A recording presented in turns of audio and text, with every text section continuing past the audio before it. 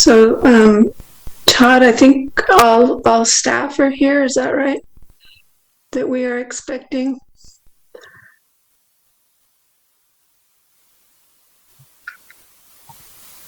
Let's see. Yeah, we have, we're waiting on Kirk. Oh, right. Yes. Unless Kirk is Okay. unidentified here somewhere.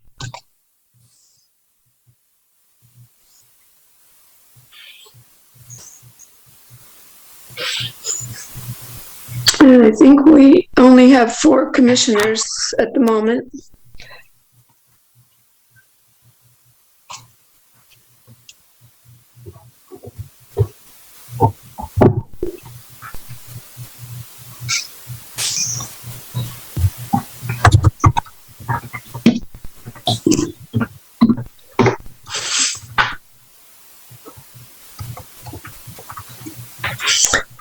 Did you hear from Commissioner Bidu?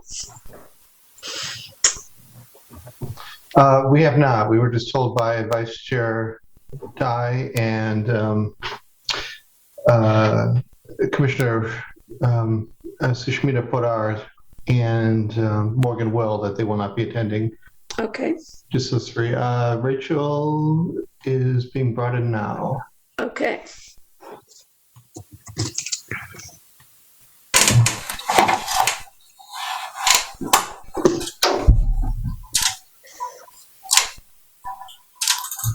And do we have Mr. Walter? Yes, I think my computer just started to show everybody moving around again. Okay, good. All right, I think we can start. Good evening, everyone. I'm Deborah Lockwood, Chair of the Washington County Planning Commission. Today is March 30th, 2022, and this evening's meeting of the Planning Commission is called to order. So may we please have the roll call? Yes. Commissioner Bidu? Present. Okay. Commissioner Havener? Present, thank you.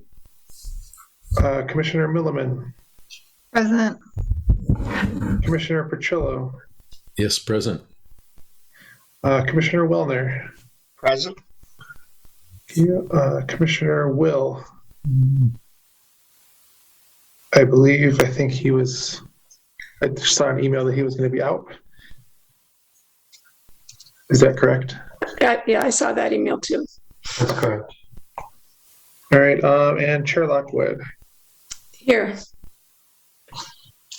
Okay, that is 6 present and 3 absent, so we do have a quorum. Thank you. Director's report, please, Mr. Beck. Thank you. First off, I want to mention some upcoming staff changes that you should be aware of. So after 31 years at Washington County, I have decided to retire. That will be effective August 12th. So Mr. Roberts is busy trying to start a recruitment for the position. That's my understanding. So hopefully by the time I'm gone, there will be a new person in place. Tonight is hearing number 4 on Ordinance 885, the mental housing amendments to the CDC. With regards to upcoming meetings, we think that the 6th will be canceled. April 6th. We don't have anything right now for April 20th either, but the first meeting in May, we see doing some work session issues on recent census data, give you a status on the work program, and also an update on the significant natural resources work that you've been involved in. Just an overview of what we're recommending the process be tonight, but when we get in the staff report, we'll talk about it again. But first, we're just going to do the staff report, and we encourage you to ask clarifying questions, but not necessarily deliberate about things. then we recommend you open the hearing. And after the hearing and testimony, we recommend you deliberate about any issues that you think are outstanding that you want to make recommendations on, and resolve those through motions and votes. And we'll have the nifty little slide to help you on how to make those motions if you'd like. And then at the end, you should have one final motion and vote on the ordinance overall if you're prepared to do that. And with that, I don't have any other information. Are there any questions for Mr. Beck? I see Matt's hand. Excuse me, Commissioner Wellner. You're muted. Sorry. Andy, quick question. I heard from a builder friend of mine today that they're having some challenges with the inspection process, just as far as I think it's level of staffing potentially, and taking longer than usual to get inspections after calling them in. And I think once they did get that inspection, they heard from the inspector, I don't know who that was, but that there were a couple of others on the inspection side retiring, and that there was no plans on the county side to fill those positions. Is that the case? Is that, I guess, are we looking toward a future of longer inspection timelines? As some of you may know, we are fee supported for both building and current planning. So we've had struggles recently with making sure we're getting in as much money as we are spending on staff. So each person that leaves either goes on to another position or retires, we look critically and strategically at the position and the needs. So we certainly over the past couple of years have lost people and have not replaced them in both current planning and building. We're kind of at that point where there's going to be even more significant customer service issues if we don't replace people, and we recognize that. So that's a good way of kind of dancing around your question. Specifically, I can't tell you, but it, we haven't automatically made the decision to fill every position when people leave, but we have. More and more, we're inclined to, at a minimum, fill position. We do have budgeted positions in the budget in both current planning and building that we haven't filled just because of budget issues. So that's tied into a larger discussion of how do we fund current planning, building going forward, that you'll likely hear about. And as the board moves into budget season, there will be some asks about increasing fees to make sure we get some more revenue. Okay. And the board's kind of doing an audit right now, aren't they? Or a survey to figure out what the needs are. And right. We expect that will probably not influence budget decisions this year. I mean, budget decisions start like in November of the previous year for a budget that starts July 1st, but it'll certainly influence things in the next fiscal year. So. Okay. So I guess if a builder has a concern over that, the solution is to help figure out what the funding is for DLUT. Yeah, and always, I always encourage folks to get in touch with me or Scott Linfisty, or if they have an inspection issue, to get in charge more specifically with folks in the management of the inspections or plan review or whatever part they're doing. So yeah, I think not to belabor it, but a quick inspection process is obvious. There's so many different trades working at one point in time. If the inspection takes too long, it really throws a kink. Right. Yeah. I mean, we've been had a lot of pride, and historically you call an inspection and the next day you'll get it. Sometimes that has broken down over the last few months, but that's still something we're shooting to do. Okay. We know it's important. If you're at that point where you're actually constructing something, you have subs lined up, that the inspections are really important. Okay, thank you. Any other questions? I'm not seeing any. So thank you and congratulations on your upcoming retirement. Oral communications. Mr. Walter, has anyone signed up? For oral communications, no, nobody has signed up for oral communications today. Okay, thank you. Okay, I think we're ready to move on to our presentation and public hearing on Ordinance 885. Ms. Kelly, are you presenting tonight? Yeah, thank you, Chair Blackwood. Well, with that, I'm Ann Kelly, Senior Planner in Community Planning, and I will be presenting on our fourth hearing tonight for Middle Housing, Ordinance number 885. And tonight, we'll look to finalize the PC's recommendations. Next slide, please. The recommendation and the order of the presentation, we recommend that you conduct the public hearing and make a recommendation on the remaining issues and recommend approval of this ordinance to the board with the changes summarized in the staff report for today and that the PC voted on March 16th and will vote on tonight. The order of presentation will first look at draft sidewalk requirements and right-of-way requirements, any other remaining PC issues, and then the Planning Commission's recommendations to the board, what those ultimately will be, and then we'll take a look at potential future work. Next slide, please. Starting out with draft sidewalk requirements, we've talked about these a bit, but we don't have a formal recommendation from you yet.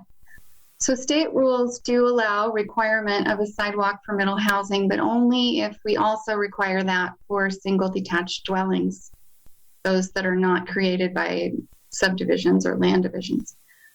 Our draft standards require the presence or provision of sidewalk along new or expanded single detached homes and middle housing sites. We view that as one remedy for sidewalk gaps, which the community has raised as an issue to the board for a very long time. And we do allow sidewalk exemption requests, both existing and a new one. The existing code allows sidewalks and temporary sidewalks to be constructed through either a type 1 right-of-way permit issued by the operations division or what most people are more familiar with these days, a type 2 facility permit, which generally is for more extensive improvements than just sidewalk. We are exploring potential clarifications for the code to facilitate and clarify how right-of-way permits can be used. Next slide, please. And Chair Lockwood had asked about exemptions last time and suggested some clarifications that we talk about. So the new type 1 exemption is allowable in residential, where residential development is proposed in districts where middle housing is allowable. The development site has to be a lot that was created by a land division for which that land division did not require sidewalks. And the applicant would just show us conditions proving that sidewalks were not required when the lot was created. That's what makes it essentially a type 1. It doesn't have to go through engineering review. Another exemption existing is allowable for topographic or environmental constraints, or where the line and grade for a sidewalk can't be achieved.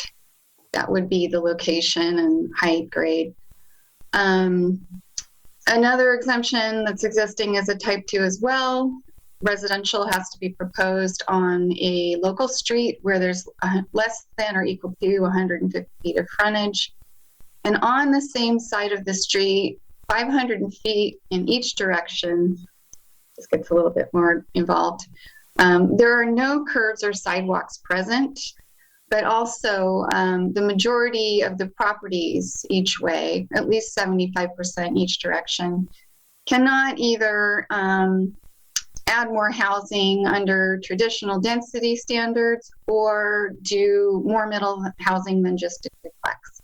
So we're looking for limited redevelopment potential nearby where someone else could provide sidewalk linkages and lack of curbs or sidewalks.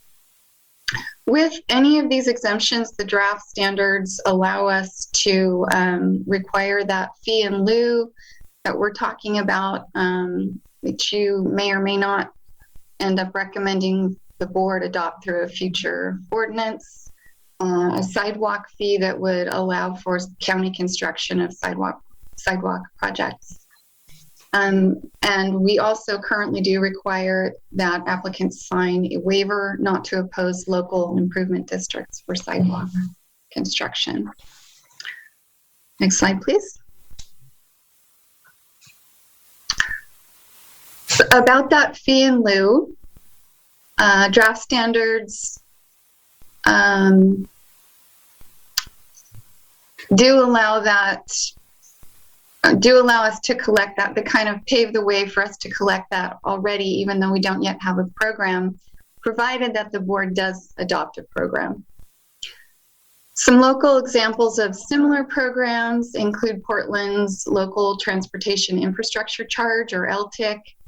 It's $600 per lineal foot of frontage, and it contributes to more than sidewalk, other frontage improvements as well, and not just on site. They do cap that. It varies by zone in terms of cap. There's one zone, the highest density, where there is no cap, but otherwise the highest cap is 72,000. Clackamas County has similar fees as well. For a triplex, they also have a half street fee in lieu. That varies depending on estimates for construction along the frontage, even though the money does apply elsewhere. They also have a sidewalk fee in lieu particular to single detached homes and duplexes that runs $37.50 a square foot. I'm sorry, a lineal foot, which they say is really just a drop in the bucket in terms of actual construction costs, but it helps. Internal discussions between divisions and LUT suggest that there is support for development of such a program, although we don't yet know the level of support from the board. Next slide, please. This map shows you kind of the heart of unincorporated Washington County. And it's meant to give you an idea of where we do and do not have sidewalks on our public streets. Many of them, as you can see, are within these subdivisions. You can tell by the lotting or by the street patterns that we've got a lot of housing in there. The yellow is where sidewalk is present on public streets, and the dark gray is where it's absent, where we're lacking sidewalks. So this is especially, I should say, where a funding program or a fee program for sidewalk construction could be quite helpful.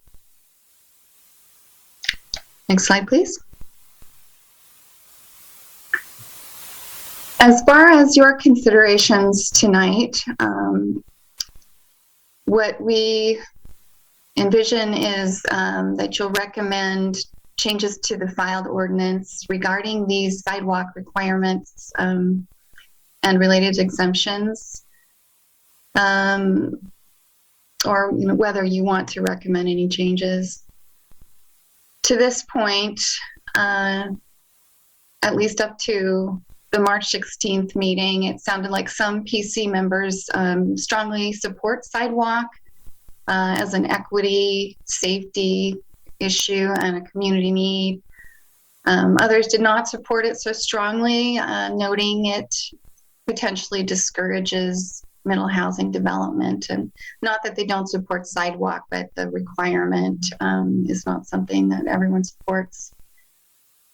So you may also want to direct the board to, or recommend that the board direct us, staff, to develop a sidewalk fee program for future adoption by separate ordinance. Next slide, please.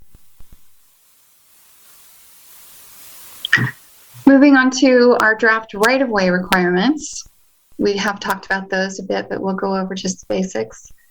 The state rules allow requirement of right-of-way for middle housing only if we also require it for a single detached home, just like the sidewalk situation. State rules require that local jurisdictions provide a path for approval of all housing that includes only clear and objective standards. So draft right-of-way requirements currently require specific dimensions for right-of-way that vary by street classifications, and those are listed here. We do specify them this way to be clear and objective and to avoid uncertainty of the uncertainty that's found in the current process that identifies dimensions that are needed after application submittal through engineering review. And this is by determining subclassifications of these streets, some of which require different rights of way, some of which might allow partial easements, but it's just not known up front. Next slide, please. We also are looking to ensure a minimum right-of-way exists or is provided to accommodate sidewalks if the board does adopt this fee program that I've mentioned. Also to offset land acquisition needs if the county were later to construct full street improvements.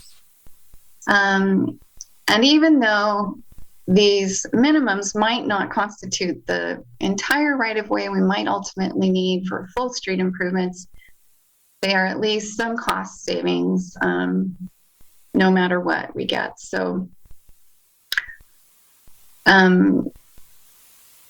so they can be a cost benefit, but also oftentimes even when the county does its own road projects, we do them to an interim standard rather than ultimate standard, and oftentimes interim improvements can be accommodated in less right-of-way.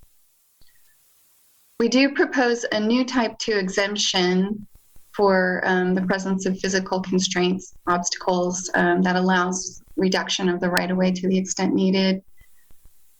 We could add an exemption relating to what one PC member's request last meeting.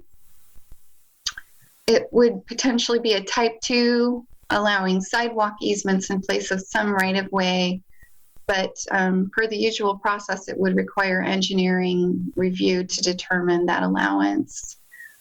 Some considerations about this, allowing easements in place of the standard required right-of-way that we propose allows, in essence, a bigger lot, so potentially a bigger home price or a higher tax, but it doesn't allow more buildable area because the setback is going to be measured from the back of right-of-way, back of easement, or back of sidewalk, whichever is closest to the building line. So it will not create additional buildable area. Right-of-way in specific amounts, as I talked about on the last slide, then would remain the clear and objective path that we need to have for approval of housing. Next slide, please. So for PC considerations tonight, maybe you will be looking to consider whether to recommend changes to allow the type 2 exemption process that I just discussed, by which the full right-of-way dedication could be instead partially made up of easements through engineering review approval.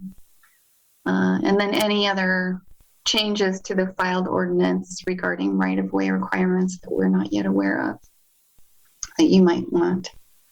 Next slide, please.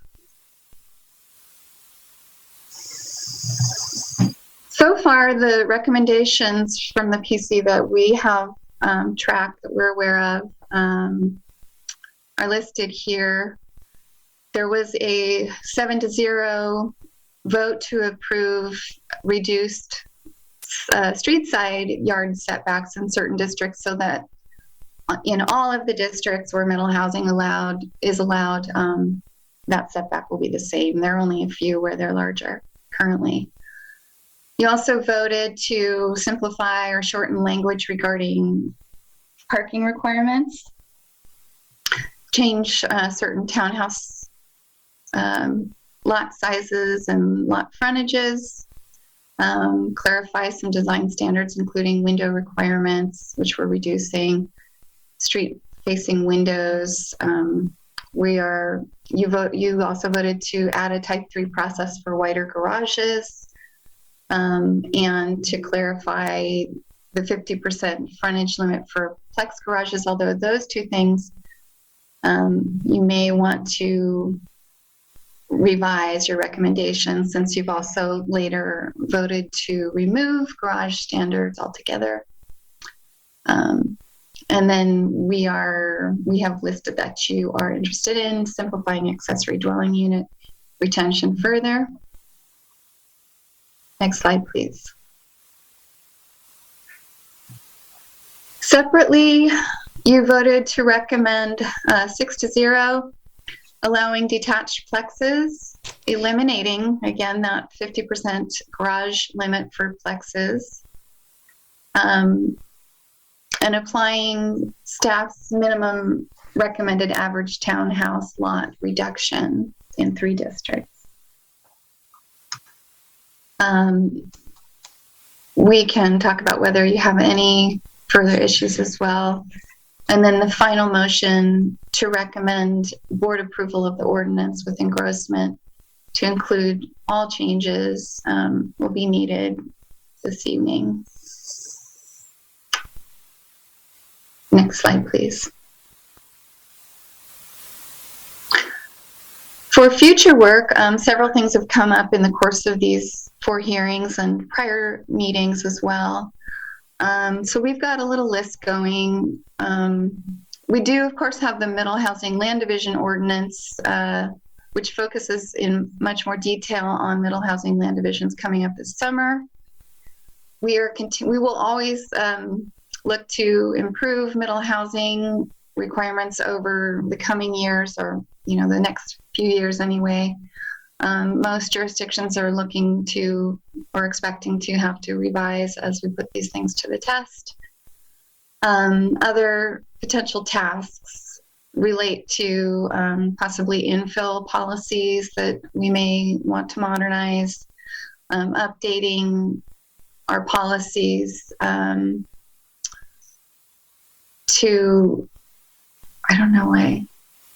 updating our policies. I don't know why that says housing discrimination. I'm sorry. I think that's a typo. Our policies against housing discrimination. And relating to single detached dwelling design standards, ADU facilitation and incentivizing ADUs or accessory dwelling units. Relating to transportation system plan, inclusion of right-of-way widths with more detail, that potential fee for sidewalk construction, and more affordability incentives, both for middle housing and other housing. Possibly funding considerations for middle housing, though that's not necessarily a community development code issue. It is something that we could talk about with partners and other divisions.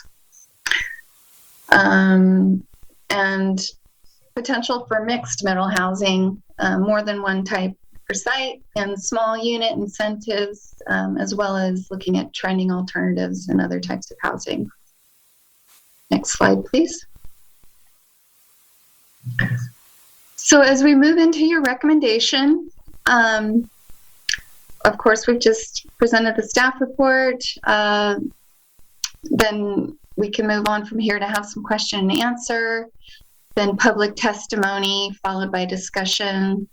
We'll be tracking changes resolved through your motions, and looking to resolve any remaining issues through your motions, a series of motions. And this slide shows you how to make those motions. Or an example, I move to recommend that the Board of Commissioners engross Ordinance 885 by the following. And then at the end of the meeting, we will resolve the matter with your final motion and vote. And here again is some language that will help you with that, but I think you're probably quite familiar with that by the fourth hearing. So with that,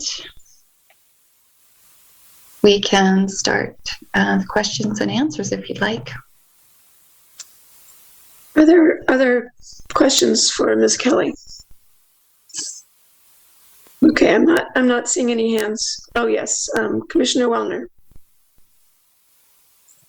Sorry, it took me a minute. Can we rewind kind of I had several questions as you went through the slide. So can we get kind of the front end of it maybe?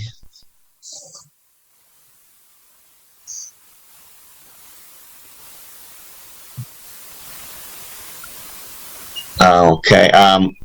My first question has to do with the next slide. I think the type 1 right-of-way permit. I'm assuming that you still have a civil engineer and a surveyor to stake where the sidewalk's going to be located and make sure that it's designed to ADA standards, and that there's a review process at the county that will require fees and time. Well, I guess what's the difference? I know I do facility permits all the time, and I've had some limited experience with the type 1 right-of-way permit, but never as kind of it was always a component of a project, not something completely separate for like a single building. So can you give me some description of what that process would be when somebody would go to propose a sidewalk along a middle housing frontage? Well, it wouldn't go through the full engineering review. It's issued by the operations division. So basically, Terry Haino is kind of the go-between for current planning and operations on right-of-way permits. It's just a much simpler, streamlined process. There are fewer unknowns. It sticks to a very basic road standard for sidewalks. I don't know the fine detail of it, but it's a much quicker and less expensive process. Maybe Andy knows more. Well, maybe an analogy would help. So in the building code, there's a prescriptive path where you don't need to engineer anything, and then if you don't want to go a prescriptive path that says, here, if you do A, B, C, D, you're good to go. If you want to engineer stuff, then you need to hire an engineer, and our engineers check it. So it's similar to that.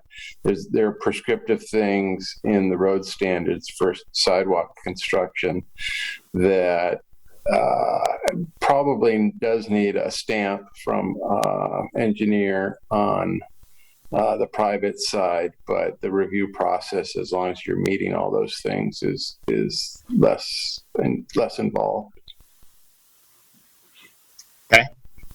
That makes sense. Another analogy might be the private street construction, small private street construction, where you have a private engineer stamping that. Doesn't go through our engineers. Thanks, Andy. But it's still engineered. I mean, it's still, you still have to stake it when you build it. There's still I mean, there's a lot of, we'd have to see what the prescriptive path was, I guess, because every single property has its own specific issues, and so it may or may not be easy to apply the prescriptive path. So True. And through the exemptions, Commissioner Wellner, there is also potential to for us to just require temporary asphalt sidewalks, which would not be an engineered sidewalk form. okay, can we go to the exemption slide, which I think is the next one probably?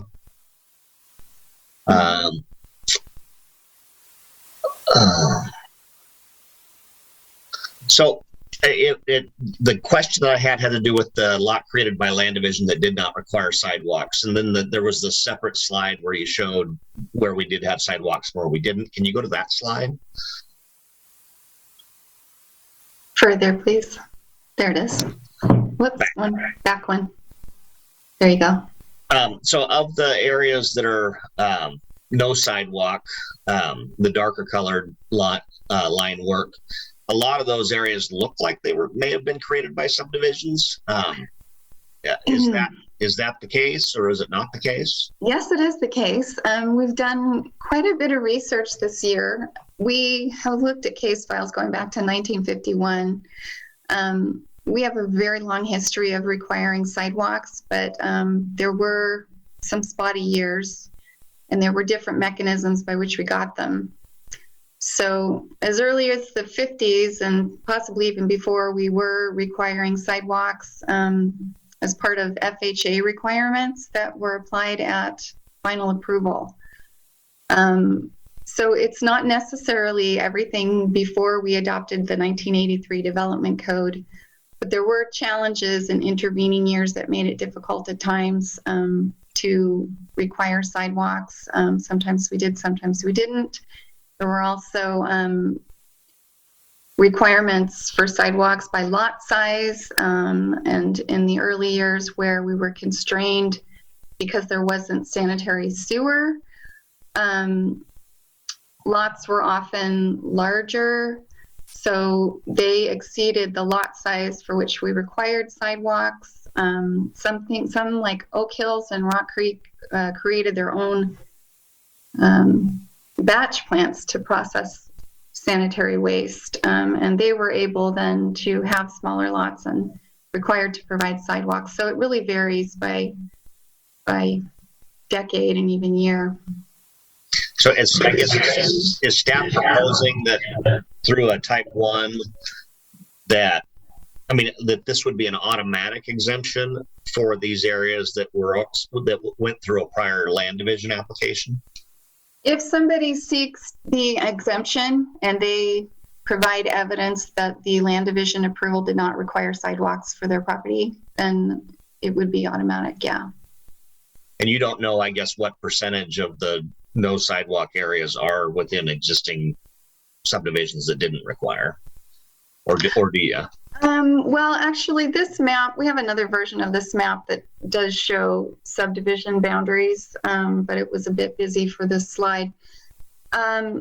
Really, most of these areas that you're looking at are subdivisions. You can tell by the street patterns where you see streets going a significant distance without other streets, without neighborhood streets. It's either not residential or there are resource areas. So most of what you're looking at with the small streets involves subdivision approval. Okay.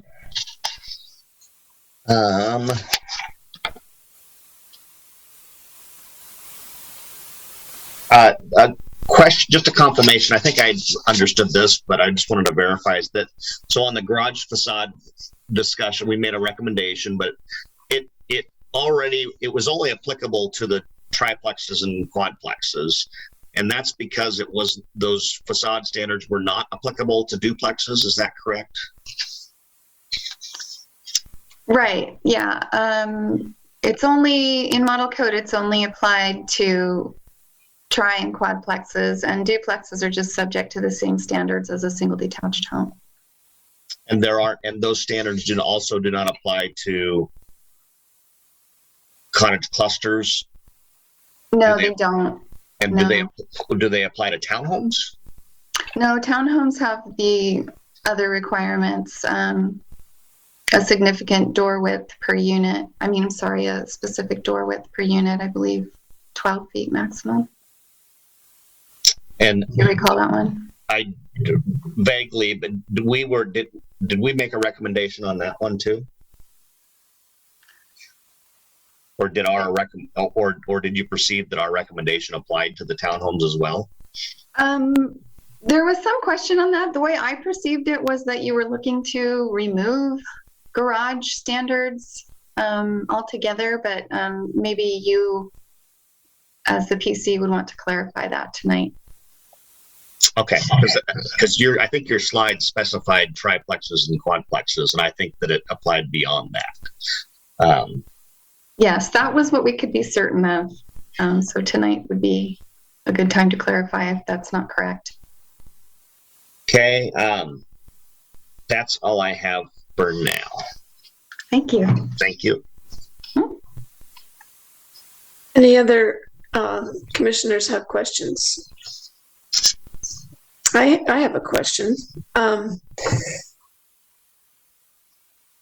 This has to do with when a existing home is enlarged, and I believe a sidewalk is going to be required for that. So I wanted to know why just making a house bigger sets in motion the requirement for sidewalk.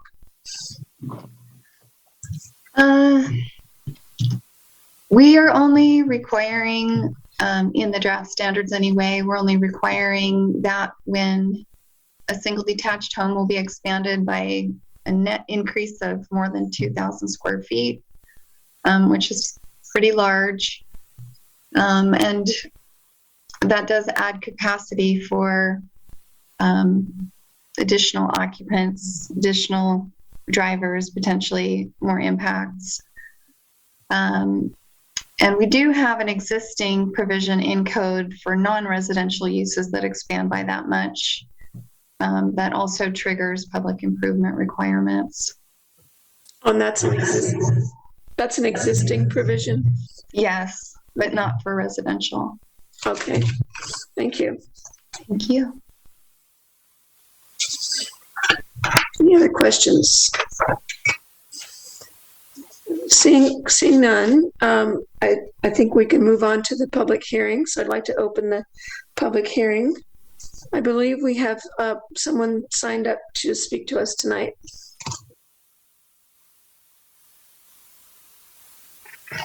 That is correct. Virginia Bruce should be signed up for tonight. I'm here. Okay, good. Ms. Bruce, would you please say your name and address and go ahead, and you have 3 minutes. You bet. Virginia Bruce, 3270 Northwest Kinsley Terrace, 97229. I'm the chair of the CPO1, but I'm not here representing CPO1.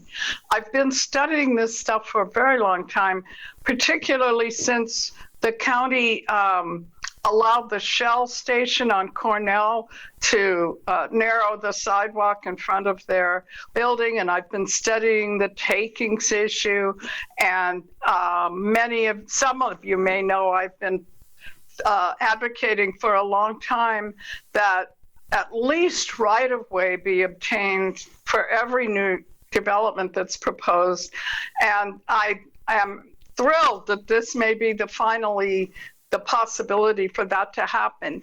I've also been following the middle housing proposals because I would love to see the Washington County begin not to just be plastered with single family homes on small lots. The possibilities for cottage clusters and other forms of alternative housing seem very exciting to me. And I understand that financing is tricky. And I attended a seminar last September called Let's Build It, Incentives for Middle Housing Construction. And it was talking about financing for middle housing. It was put on by the home builders and Metro. And the YouTube video of that meeting is available on the home builders site. And I would highly recommend all of the developers to take a look at that, because my understanding is that the developers are objecting to things like right-of-way and sidewalks because it's going to increase the cost and decrease the potential profits. And I fully understand that developers are very nervous about how they're going to build middle housing because the banks don't understand it. And this seminar explained that it will be quite a while before the banks are ready to lend for this innovative type of housing. But this seminar gave some very good suggestions for how to finance these types of development. And I would just hate to see the county pass up this opportunity to make the county more livable by requiring sidewalks everywhere. I have studied the whole issue of takings and the Nolan Dolan business quite a bit for a layperson. It has been fascinating to me. And one thing that I've discovered is that if a requirement is universal throughout a jurisdiction, it is rarely considered to be a taking. And so if the county can take this opportunity to require at the very least right-of-way dedication, and I like the fee in lieu possibility as well. I'm reluctant to say that a sidewalk has to be built every time, because people would look at that as a waste of money when you've got a little chunk of sidewalk in the middle of no sidewalks. But by requiring the dedication of right-of-way and possibly the fee in lieu every time, I think the county can avoid the threat of takings. And I understand the county's reluctance to get into that. But You are at time. Okay. All right. Thank you. Does anybody have any questions for me? Excuse me, Chair Lockwood. Considering that Ms. Bruce is chair of the CPO, I think she's allowed up to 5 minutes. Well, I think I pretty much said all I want to say. I'm just encouraging the Planning Commission to be brave and bold and take this opportunity to improve livability in the county. Thank you, Ms. Bruce.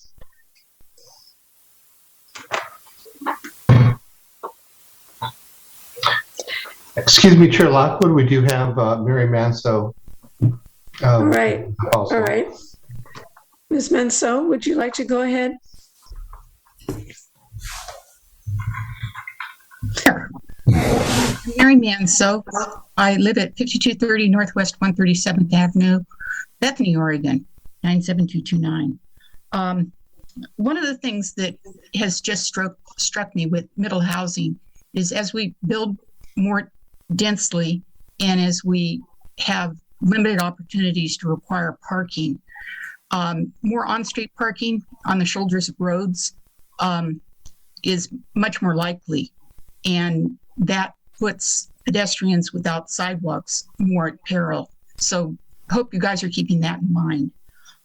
In listening to your deliberations at your last meeting, I was disappointed that construction of sidewalks and dedication of right-of-way is being looked at as a barrier to developing middle housing rather than an opportunity to bring more properties in urban unincorporated Washington County up to current standards. If a parcel is required to construct sidewalks and dedicate right-of-way, the cost of sidewalks is equally spread over all properties. Why shouldn't each property be required to contribute to the sidewalk infrastructure? Why should property owners that already have built sidewalks along their frontage be required to fund sidewalks in front of other properties that have been exempt from constructing their own sidewalks. Funding for sidewalk improvements is limited. Typical sources include MISTIP, Urban Road Maintenance District Fund, Gain Share, and sometimes limited funding through state programs like House Bill 2017.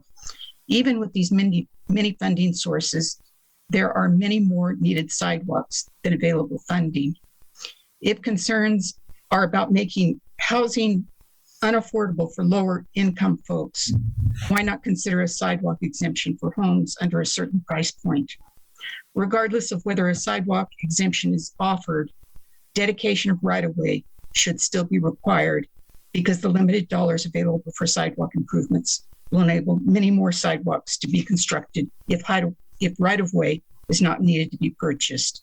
Construction of sidewalks as proposed by Ordinance 885 will not provide all needed sidewalks in urban and incorporated Washington County, but it will be a key change needed to get more sidewalks completed and to improve safety for all road users.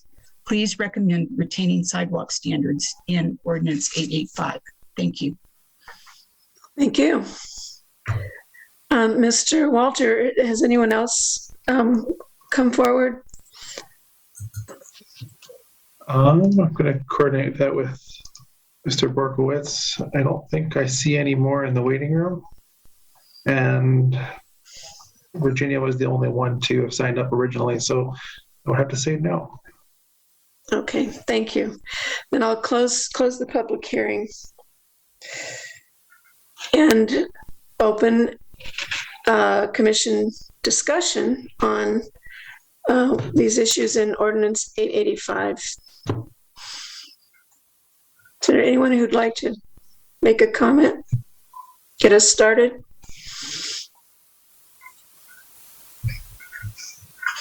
I'll make a comment to get us started. You probably noticed this afternoon that staff had prepared an update on the walkway gaps issue paper that was put out in 2016. And I had asked about that, having looked at that issue paper and wondering if conditions were any different now, 6 years later or so. And so it listed today's email listed the many sources of funding that can be tapped for sidewalks. My reading of the report said that Gain Share is the main source of funding at about $2 million a year. But the email said $33 million of public money had been spent over 10 years. So the math would be maybe $2 million per year of Gain Share and then $1 million from other sources. And I think a lot of that would be property taxes. And when I was asking about that, I just wanted to get a picture of how we fund sidewalks. And what I draw from that is that requiring sidewalks in connection with what we're talking about, Ordinance 885, new single units, and also the housing and the middle housing. If we require that, it's part of a bigger picture. It's one piece of the puzzle of how we provide sidewalks. And just to clarify for myself that a lot of public funding is going into sidewalks, projects bigger than a simple single dwelling or small infill project with plexus. So that was edifying for me.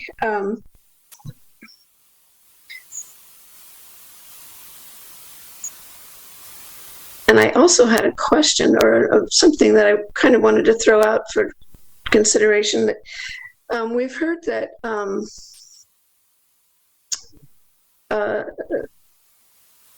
this could disincentivize the building of new homes, and including middle housing, to require sidewalks. And I'm kind of wondering if the opposite might be true as well, that if you require a sidewalk, that expense might incentivize a builder to build more units on a lot to spread out the cost of providing that sidewalk.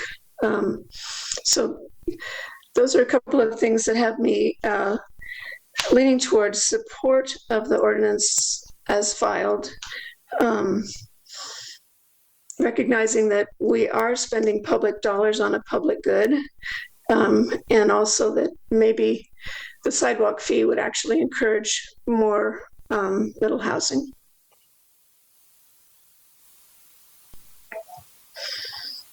Chair Lockwood, I have a question about your statement. What public money is being spent that you're referring to? Well, gain share is taxes, and then there's property taxes that I think fund the various entities that Washington County has that do road projects. Thanks.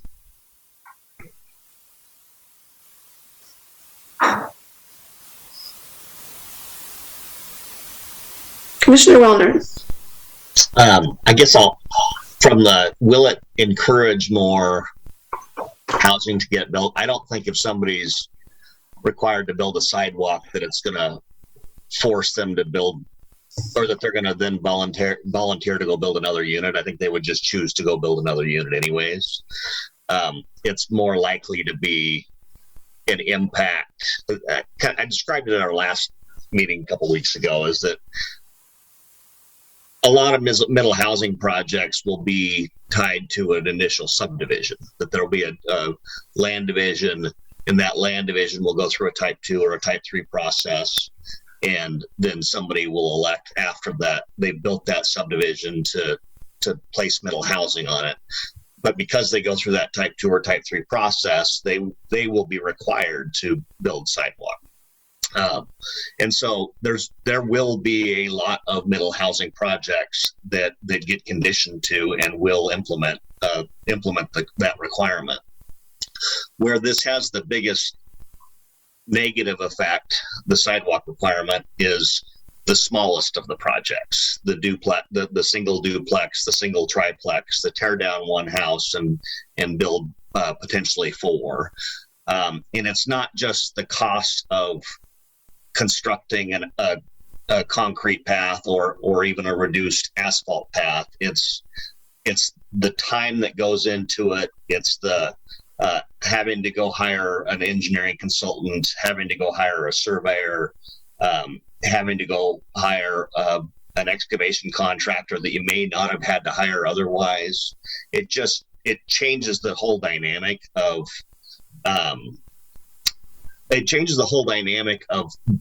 going and building that house, that middle housing in the first place. And so I think it's because it'll impact the smallest projects, I think it's going to have a discouraging effect. And I just think that the requirement's misplaced in this ordinance. This is an ordinance about getting more housing on the ground, and it's an ordinance about trying to create some more affordability by doing so, not an ordinance about closing sidewalk connections. I am also skeptical, and this is just after 20 plus years of working in this business, that there's usually pretty good intent with creating exemptions early on, but that intent often gets lost over years, and the default just becomes make the requirement, and the exemption always kind of becomes secondary. And I mean, I had a pre-op this morning on a project in another jurisdiction, and we had an exemption that we'd utilized for years, and all of a sudden the staff is no longer utilizing it because they just have a change of perception on why or why not it should be allowed. So I wouldn't assume just because we build exemptions in today that they're going to be able to be used with regularity. So the biggest piece for me is the cost component. The right-of-way component I'm supportive of. I understand the need to secure that because if you don't get it, you'll never get it. And the cost of it to come back after the fact for the county is you'll never be able to acquire it because the cost will just be too great. With one caveat is that if we did go down the right-of-way path, then I would want to make sure that it was really clear in the code. I think I understand what staff's intent is, but that it was really clear in the code that by dedicating that right-of-way, your lot size that may now fall below 7,000 square feet can still support a fourplex. I wouldn't want to see that right-of-way dedication that reduces a parent parcel down to 6,800 square feet. That lot now only be able to support a triplex. But as far as the sidewalk component of it, I think that it's misplaced in this ordinance. Commissioner Milliman. Thanks. I wanted to say I'm also supportive of the right-of-way dedication, and I like Commissioner Wellner's caveat that it not make the parcel smaller. I would have asked sooner, I just thought of it. Do all sidewalks require like rainwater mitigation and the kind of engineering, or is there a lower threshold for that? I guess I'm looking for it. Will every sidewalk require the amount of engineering and review that Commissioner Wellner mentions, or is there smaller requirements for smaller projects? You're muted, Ms. Kelly. We have talked with Clean Water Services, and they will be looking at each proposed case before submission. There will be a service provider letter required with each application. The one from Clean Water Services will tell us whether there's adequate drainage or what's needed to provide for it, and they indicate that they may need to change some of their current practice, but they expect that there are various ways to accommodate drainage and deal with drainage, but they will be site dependent because there will be different slopes and different water issues in different places. Each one will have to meet sufficient drainage requirements per state law, though, including sidewalk runoff. Thank you. Mm-hmm. Commissioner Bidu. Thank you, Chair Lockwood. I think I just want to kind of bring us back to the bigger picture of the root of House Bill 2001 in providing a more diverse housing type and the whole background from that is the state focusing on equity. And I think it's really important to keep that in mind as we do these deliberations. It's really easy, I think, to get into the nitty gritty, and we have to some extent, but I think that it's also important to focus on the equity component. It's not always about like the economics of what can get done, but it's economics as a whole is something we should also be considering. Commissioner Wellner, I completely agree with you that and Commissioner Will, who's not present today, but you were both talking about connecting storm drains and making sites completely unbuildable because they're too far from storm drains, and it's just reduces the number of opportunities for middle housing. But I also thought a lot about Commissioner or Vice Chair Dye's concern about safety. And I do have to say that in my neighborhood personally, I do live in the city of Beaverton, so we're not talking directly about where I live, but I live in a neighborhood where there are not sidewalks and on all of the streets. And, when my kids walk to the bus stop or when we ride our bikes to school, we do not have a sidewalk and we do not have bike lanes. And that is a major concern. Like, I will not let my kids walk to the bus stop on their own or ride their bikes to school on their own because of that. And well, I don't see a lot of, personally, I don't see a lot of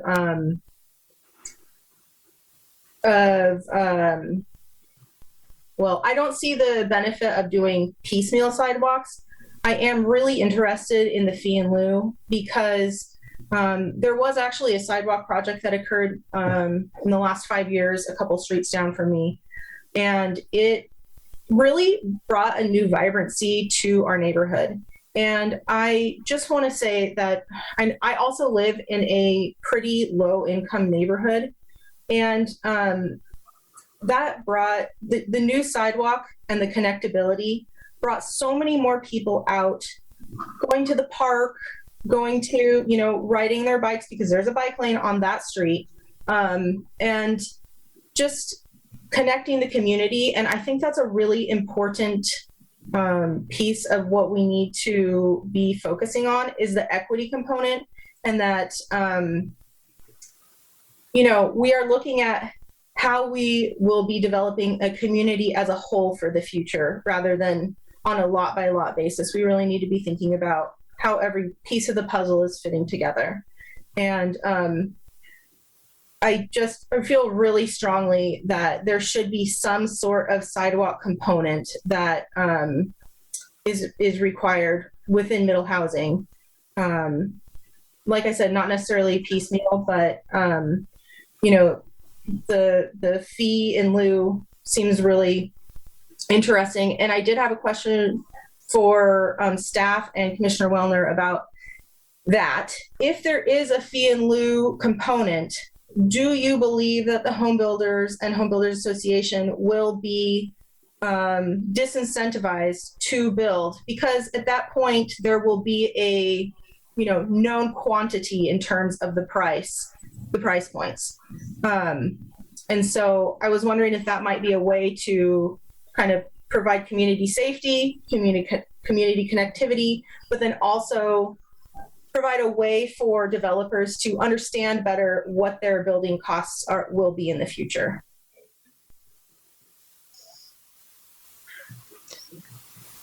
Shall I go first, or would you like to, Commissioner Wellner? You can go ahead, Ann.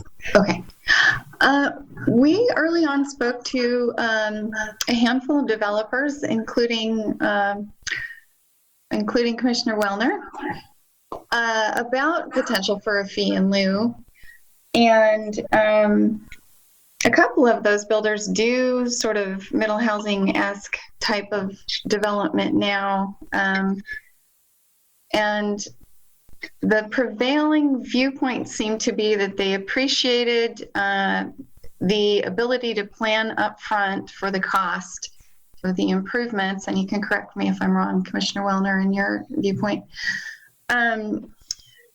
The fees in Portland, even though they indicated that they found them somewhat high, at least allowed them to do their cost sheets upfront accurately without worrying there would be greater, more exorbitant fees as they move through the process. And so it sounded like, to us anyway, staff, that they were somewhat supportive of a fee in lieu. Commissioner Wellner. It's all dependent upon what the fee in lieu is, and if it's what the city of Portland numbers look like. I think that would be something that and I'm not speaking for them, but that the Home Builders Association, the larger group of builders, would have reservations about. If it was something more in line with what Clackamas County had proposed, where there is a standard fee of $3,000 to $5,000, I think is what it was. As you point out, Commissioner Bidu, it provides more financial certainty, but it also provides more timing certainty. That's my biggest concern about adding this. I mean, somebody goes in and they want to go build a triplex. They don't want to go wait 6 months to do it. And by making this requirement to build sidewalks as a component of building that triplex, you are going to bring in clean water services requirements. Clean Water might say that they would like to figure out a new way to go about this, but the current standards today are going to trigger you to figure out how to treat that impervious area. Depending upon the circumstance, you may also have to detain that impervious area. You might have the option to build a pervious sidewalk, but that comes with a lot more cost as well. If there was a fee in lieu that was on the low end and that was kind of part of a goal to cooperatively identify stretches of sidewalk. I mean, you see the county out, they just did one over off of 143rd Avenue, kind of near Sunset High School, connected an elementary school over there up to a bunch of neighborhoods to the north and over by Oak Hills. It made a huge difference to that neighborhood, I know. So, but it's all about what the number is. The certainty of knowing I can just pay this fee and move forward and it not take 6 months to design it and permit it would definitely be more desirable than the latter, what I just described, the long processed and a lot of uncertainty. And time is money too. Yeah. And Commissioner Petrillo has had his hand up. Want to go ahead? There we go. Okay, I'm not muted now.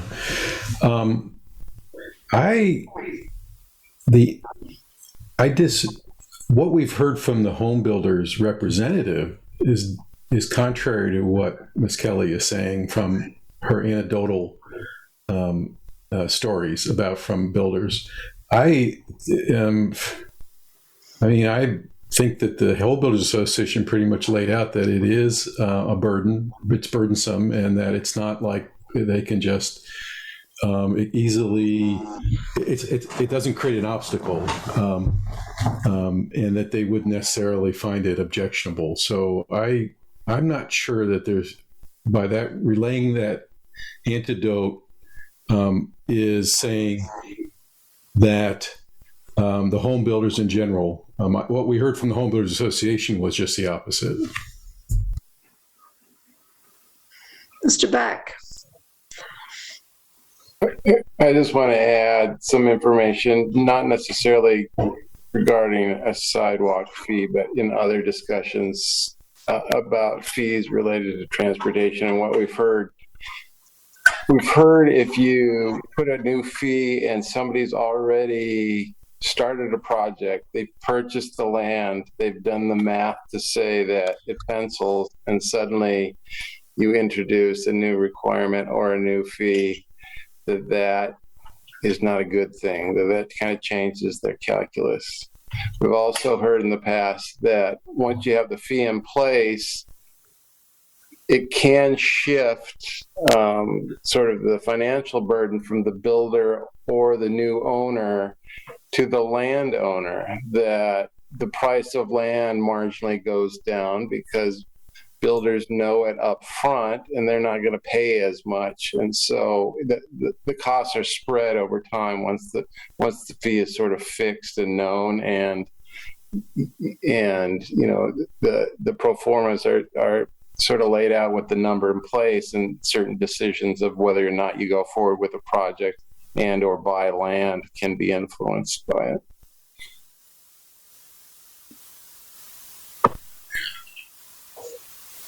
Commissioner Wellner. And at one point in time, that those costs, whether it's a fee or a construction project, affected the land values, but I think it's more so an effect on the ultimate house price. Oftentimes you don't know what all those costs are going to be until you get further down the road, and so it's hard to, you can make conservative estimates early on, but more often than not you're on the low side of things because costs move so quickly too. So I haven't seen, I wish land values had been affected by the cost of construction, but they haven't. It's been more of a compounding of land values going up while construction costs have gone up, which is why we have house prices where we have them, in part. we have a small group tonight. I support not removing the sidewalk requirement, and I don't need to belabor why, but I just feel like there's no sidewalk reference in the bill, and we're bringing in.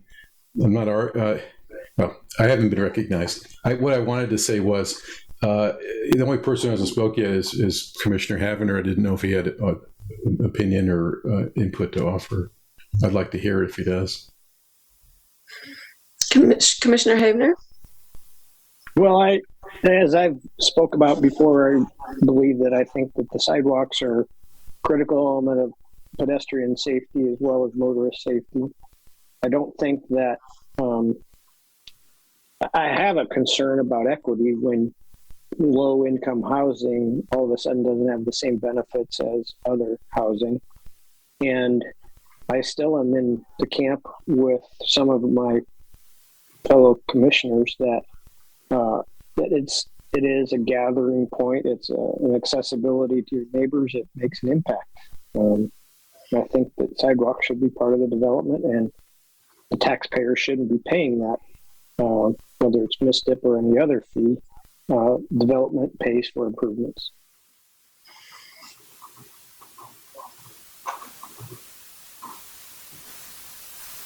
Commissioner Petrillo? You're muted. Thank you. Can you hear me now? Yes. Well, I want to go on record to say that I'm hearing an echo, but maybe it's just me. I don't think there's any of us in the room who would disagree of sidewalks as a benefit in a community, a public good. It's in the public interest, but it's not related to this bill. And the bill's trying to, I think we're talking generally like in every case, it will be either an either or. I think as Commissioner Wellner has said, and which is fact, I mean, in my mind, that the projects that are going to be developed as mini projects, more, not a one-off infill or a two infill. It's the projects that are going to be mini housing projects are going to be doing sidewalks as part of it. I mean, it's going to be a larger development. The middle housing projects that are the one-offs, the residential ones where somebody has enough land and wants to add a house, add a unit of whatever category it is not going to do it if they have to incur the cost and the burden of requirements of doing a sidewalk. Sidewalk, for what it requires relative to everything that's been mentioned, is not an easy thing. And I agree that exemptions don't really work as well as they're written in practice. So I don't support having the sidewalk requirement because it's really, then why not tie other public goods to it, which we've been talking about, I think.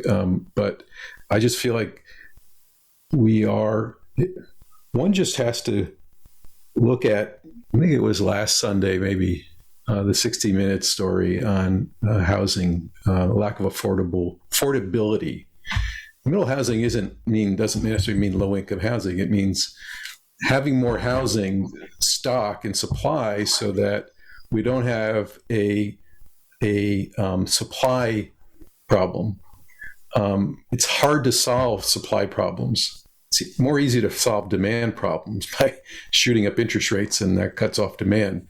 But supply problems are hard, and just sometimes these little things are the straw that breaks the camel's back that says, you know what, I'm not going to do that because I'm already dealing with lumber at X price. Or the sidewalk, I agree with the right of way being in, but I do disagree with the sidewalk. But I think Commissioner Wellner Commissioner Wellner and I are probably the only ones here tonight that have that position.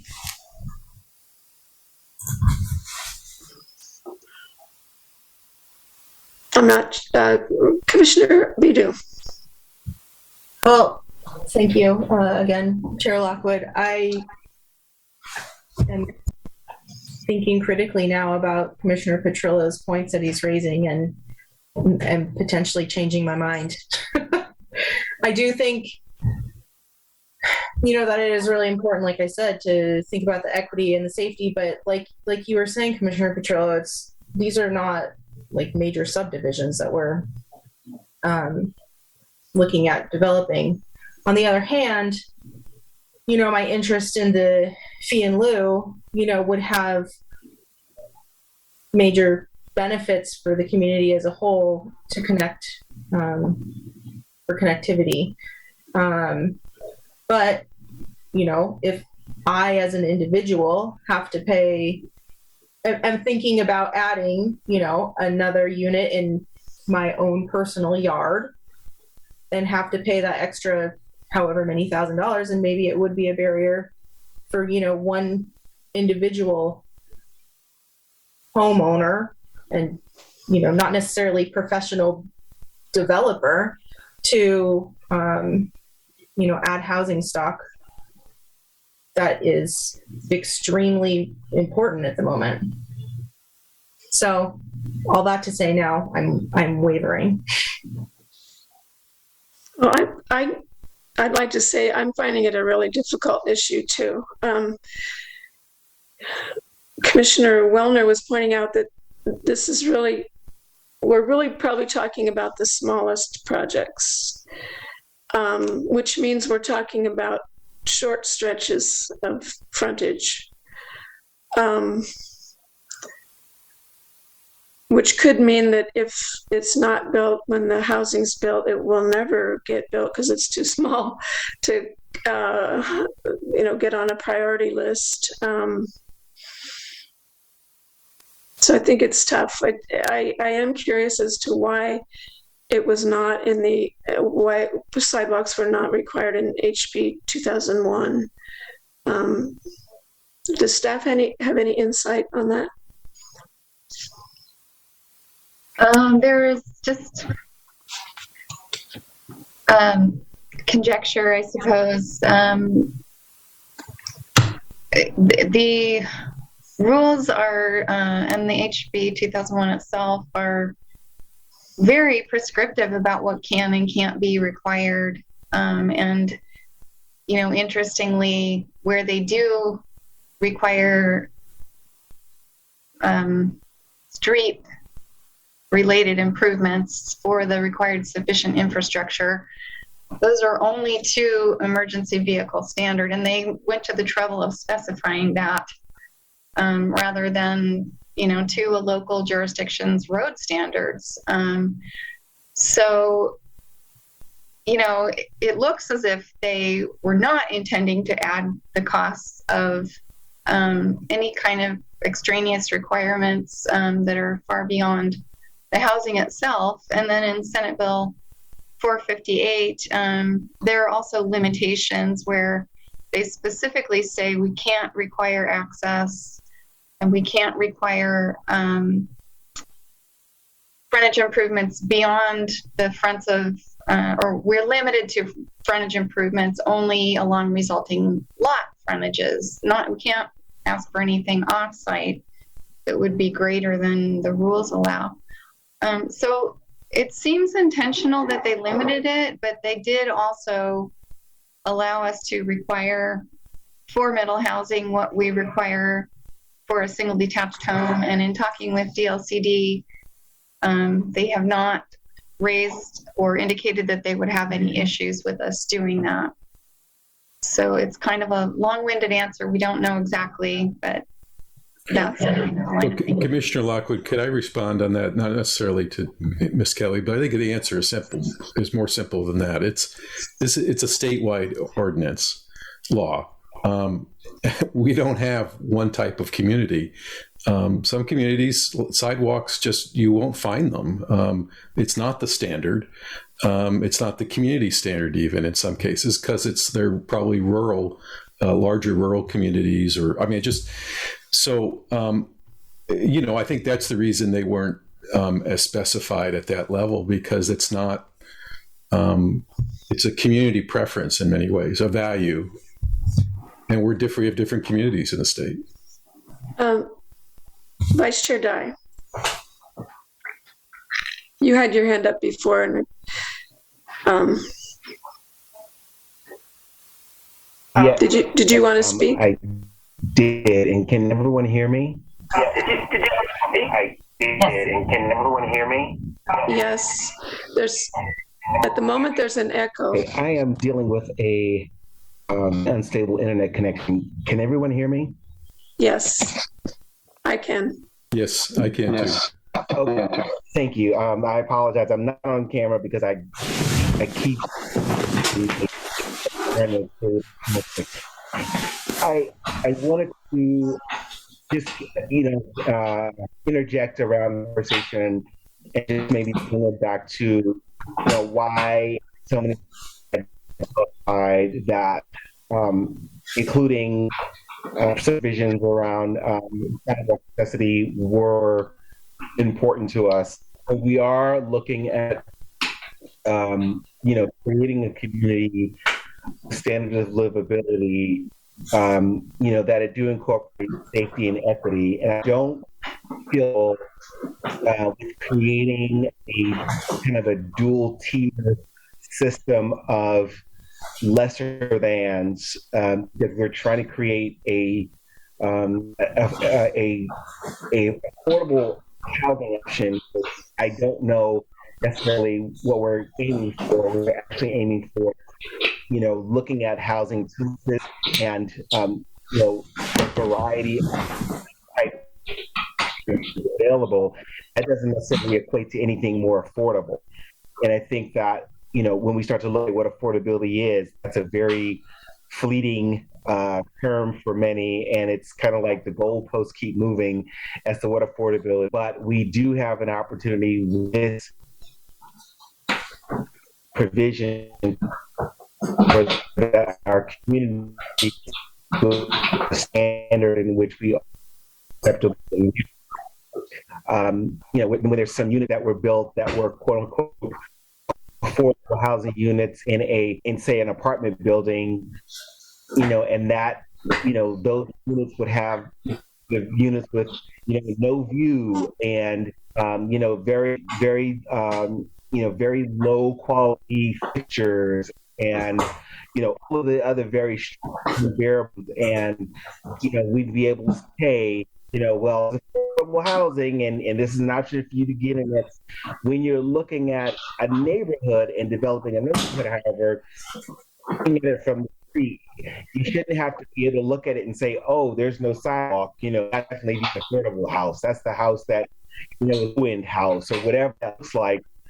And, we should be aiming towards making sure that there's this uniformity in what we expect a neighborhood to be. And if we expect all of our neighborhoods to have the type of access to safe passage, I think that's great. I don't think that there is necessarily an expectation that we're connected in all instances, but I think that freezing stock and having side where the housing stock is does lower the gap of connectivity throughout the system. And I think that that's really important. I don't want us to give up on having language around bringing in sidewalks, because this is really our opportunity to do this once, do this right, and make sure that what we're expecting Washington County to look like is done the first time, and not expecting it, to happen later on. We'll catch it later on. This is our moment to really define what we expect our community to be.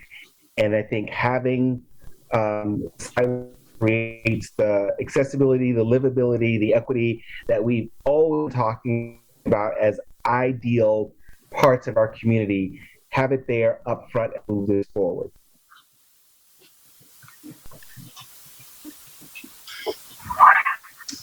Commissioner Wellner. I wanted to follow up to what a statement that Ann made, but I also want to say that I'm not at all against sidewalks. I've lived in neighborhoods with sidewalks. I lived in neighborhoods without, and I definitely prefer to live in a neighborhood with sidewalks. I just don't think it's well placed in this ordinance, and that goes to Ann's comment that DLCD said that we could require sidewalks. We could make requirements on middle housing that are requirements on single family homes, and the current county code doesn't require a single family home on an existing lot of record to construct sidewalk. We're making that change today in order to accommodate the addition of sidewalk to middle housing types. A policy decision was made a long time ago by the county to not require sidewalk of a permit for a single family home. And it was probably because of proportionality. It was probably because they didn't think that one single home was enough of a development to trigger the costs associated with constructing a sidewalk along its frontage. And so yes, DLCD did say that, but our current code doesn't require that. We're making a change from something that has been a known exemption for a long time in order to again make that requirement on middle housing, which is which was an ordinance intended to create opportunities for affordability.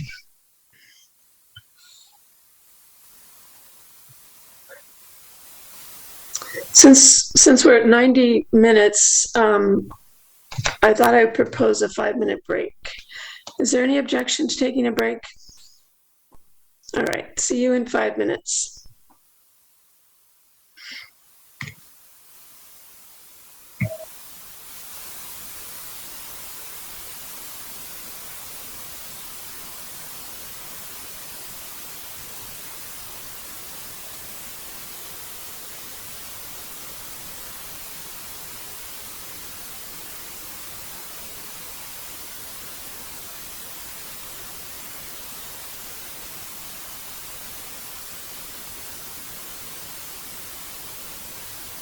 Thank you, Todd.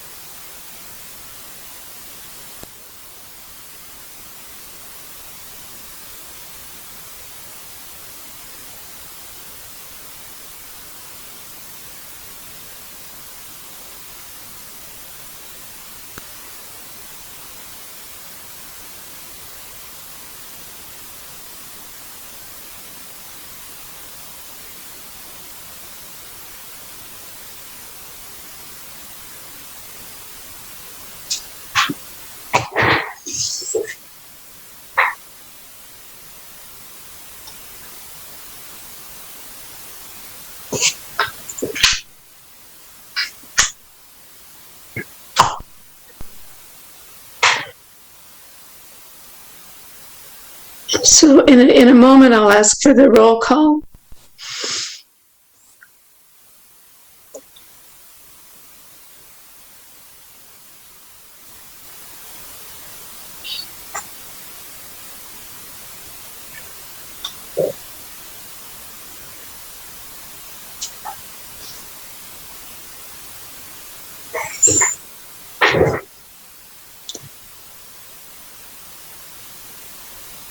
So we do have 5 commissioners visible at this point.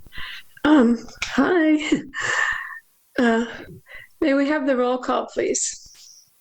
Yes, Commissioner Bidu. Here. Commissioner Habener. Present. Commissioner Milliman. Present. Commissioner Petrillo. Present. Commissioner Wellner. Present. Vice Chair Dye. Present. And Chair Lockwood. Present. Great. We now have 7 commissioners on. Thank you. Thank you. So I see Commissioner Petrillo has his hand up. Thank you, Chair.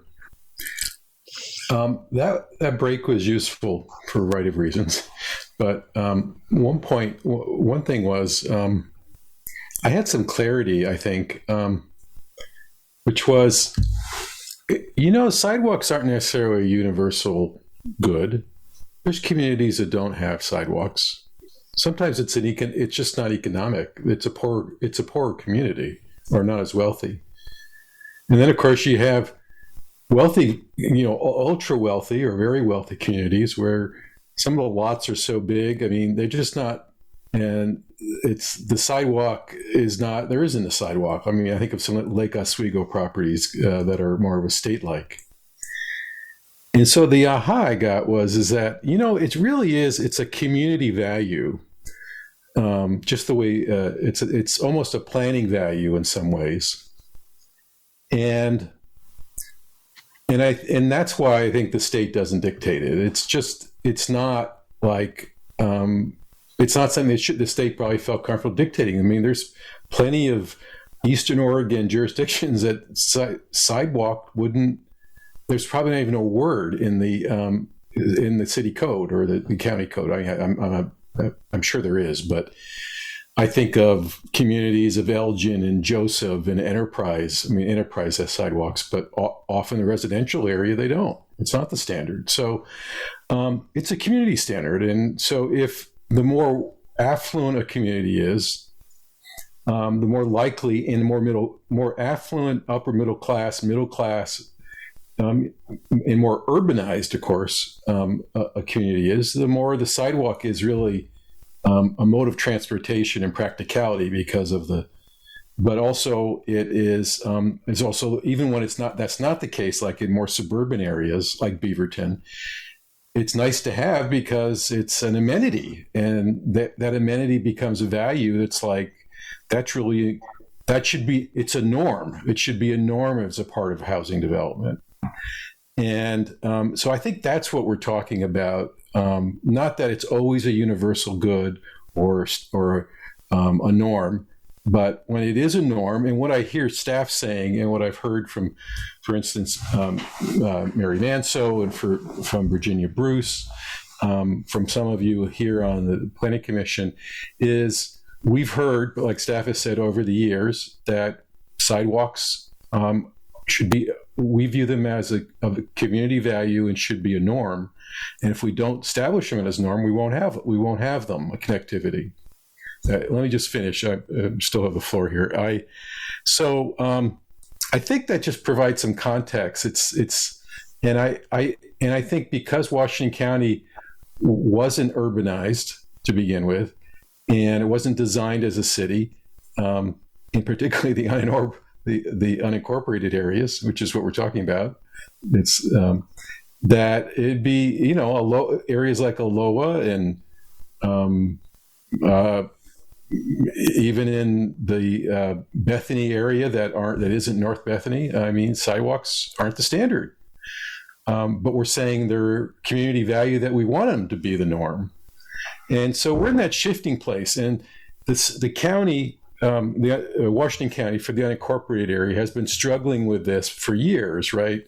How do we achieve this, what people want as a norm? We have all these long list of mechanisms, and we don't have a systematic plan and process. There's not like a sidewalk master plan about how they're going to happen. There's some elements of it, but it's really fragmented, just the way it was sort of explained to you in that email explanation from staff. And so, and I think people are saying, well, this is one way to just keep building on that. I think it's not, because I think middle housing, just because of the crisis, and it is a crisis, we need to get more units. And if we can squeeze in a couple more where I'm somebody who has room, I'm not going to do it if I have to spend $10,000 on a sidewalk. Just, it's not going to happen.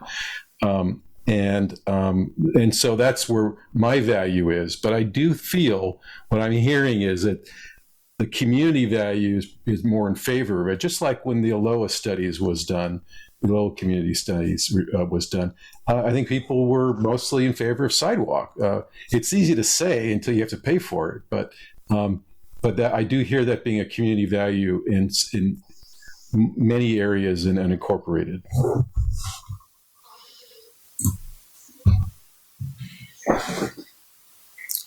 Commissioner Baidu. Just want to agree that with the community value aspect of that, and I just lost my train of thought. So yes, I will just agree for now. Sorry about that.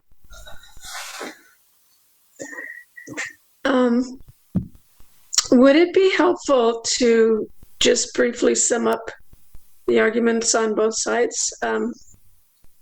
I'll try, and if I need to, if there needs to be amendments, please add them.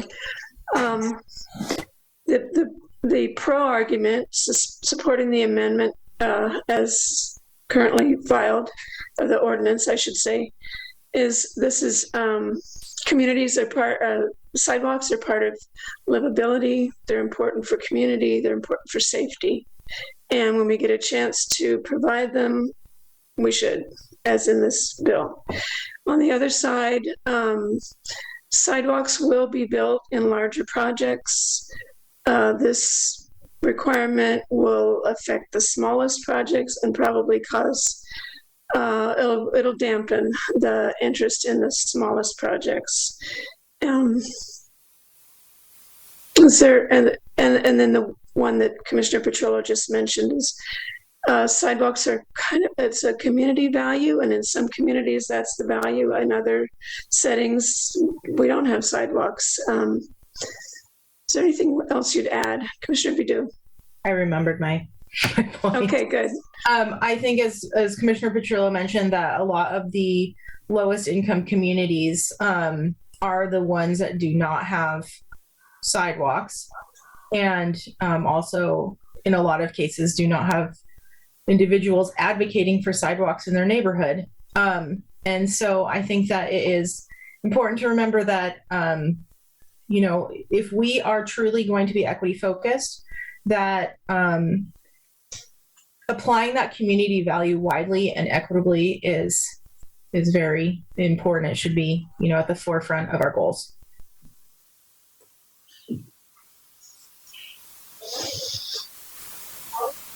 Well, I have to admit that I have swung on this. I think it's a difficult question, but I'm going to come down on the side of not requiring sidewalks, because I think they will be built in larger projects, both because of expectations. That's what people are looking for, and the cost will be over a larger group of homes. So I'm going to support taking out this sidewalk requirement.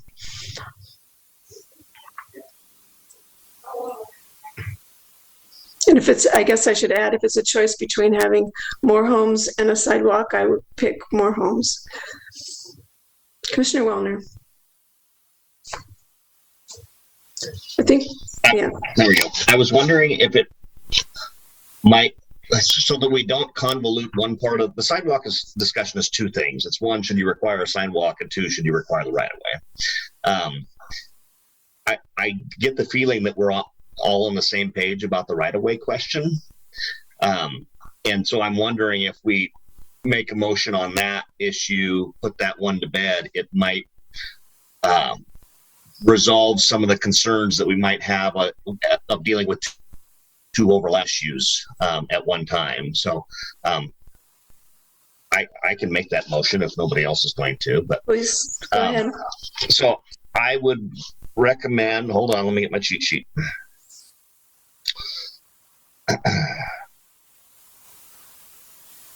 So, oh my gosh, where's my cheat sheet? So I move to recommend that the Board of Commissioners engross Ordinance 885 by requiring right-of-way dedication consistent with staff's recommendation in the March 11th, 2022 supplemental staff report, with clarity given to the fact that said dedication will not impact the number of units that could be built on the other underlying property. And so I guess I'll ask staff, do you understand the purpose behind the second part of that motion? I believe I do. The current code, though, already excludes right-of-way dedications from the areas used to calculate density. Let me tell you why it's going to be confusing for people. If I go build a subdivision that's going to ultimately be middle housing, if I'm going to do a fourplex on something, it's going to have to be no smaller than 7,000 square feet. If I go tear down a house that's on a 7,000 square foot lot and have to make a right-of-way dedication that ends up being 500 square feet, then there could be questions asked down the road, people that don't have the benefit of this conversation, as to why that 6,500 square foot lot should have been allowed to build a fourplex. Okay, I see what you're thinking. I was wondering if you were meaning well down the road, like the right-of-way dedication happens early with the middle housing application and later they come back to do a middle housing land division or something and there's a problem, but I see what you're saying. If they don't divide at all. It's just to provide clarity. If the gross land area was going to allow for a fourplex, post dedication, it should also allow for a fourplex. Mm-hmm. So it's based on the pre-dedication lot size. Yeah, and a note to that in the portion of the engrossment where it talks about right-of-way dedication, just clarifying that. Sure. Thank you. Ms. Chernak. I just wanted to ask a clarifying question whether Commissioner Wellner is asking for an engrossment, or it sounded like you were confirming the approach to require right-of-way that we have in the filed ordinance with the clarification about the dedication aspect of it. Okay, so not changing anything other than that clarification. That's correct. Yeah. Mr. Bovet, did you get that motion? Yeah, I think I understand it. However, you want me to try to rephrase it? Sure. I think the motion is to support staff recommendation to require right-of-way dedication, but to engross Ordinance 885 further to clarify that it's based on pre-dedication lot size. In other words, the dedication won't be reducing the square footage. And that is only a first. I haven't heard a second yet, so I think that's our status. Yes. Right. So is there a second to the motion as read by Mr. Bovet? I will second that. I didn't catch Miss Commissioner Yes. Milliman. Yeah. Oh, Commissioner Bidu. Okay. It's been moved and seconded. And I don't think I can say it back accurately. So would you say it, please, Mr. Bovet? You bet. To support the right-of-way dedication recommendation from staff, but to clarify that the dedication does not reduce the square footage, so it would be based upon pre-dedication lot size. Thank you. Is there discussion?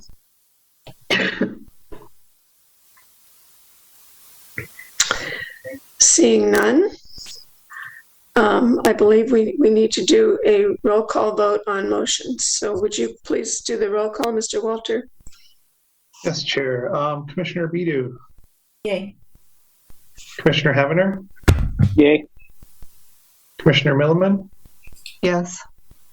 Commissioner Petrillo, Yay. Commissioner Wellner, Yes. Vice Chair Dye, Yes. and Chair Lockwood. Yes, Okay, that is all 7 in favor. The motion would pass. thank you. So let's kind of review. We have our sidewalk question to consider, and then we have the further items that were on the list. If we want to make a recommendation around something like fee in lieu or the other items. Oh, am I forgetting something, Mr. Bobette?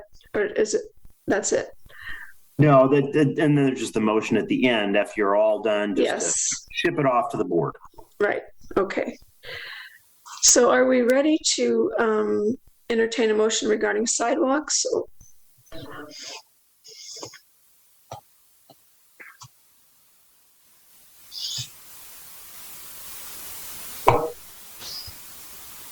We don't seem to be. For a group that's been quite vocal on all Talkative, this. yes. Well, we can either have a motion to engross or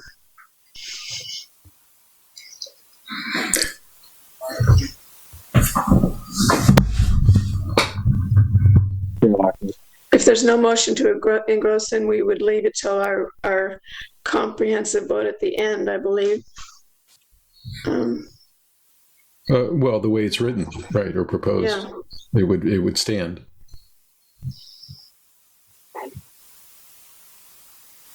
Commissioner Milliman. I think Wellner was first. I'm sorry. Oh, okay. Commissioner Wellner. I think you're muted.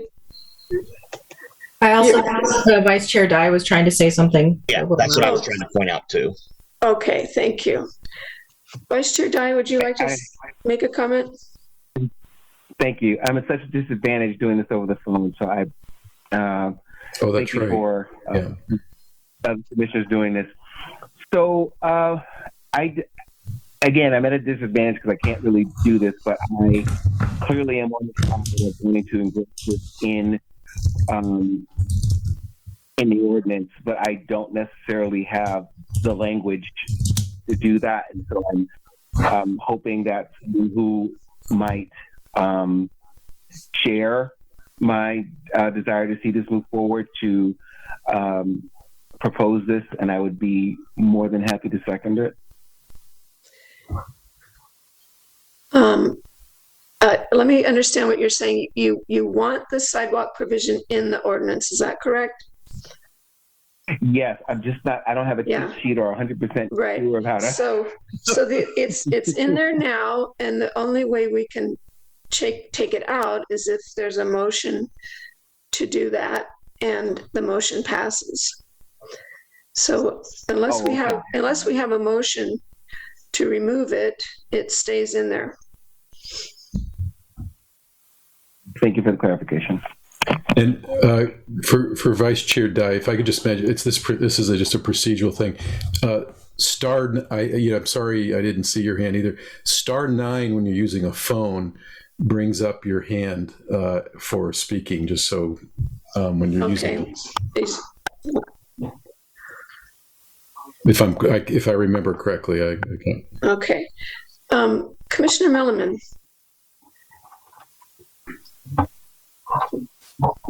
You're muted. Right. Thank you, Chair Lockwood. I just want to make sure that I understand if we do nothing, if we don't propose any amendments or changes, then sidewalks would be required of middle housing, and they would also be required of single family housing. Are those two related? Because we can't require something different of middle housing than single family. So this is really about all sidewalks everywhere, single family and middle housing. And if we do nothing, they're all required. Okay, thank you, just clarifying. Yeah. They're all recommended to the board, but we don't know if the board will go on to require them or not.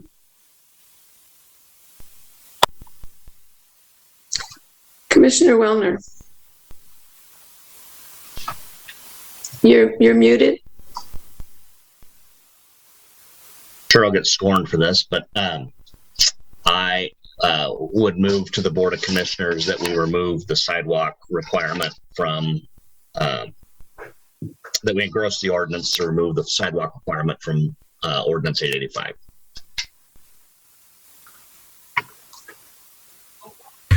Well, since I haven't wavered, I will second it. It's been moved and seconded that we recommend to the board that the sidewalk requirement be removed from Ordinance 885.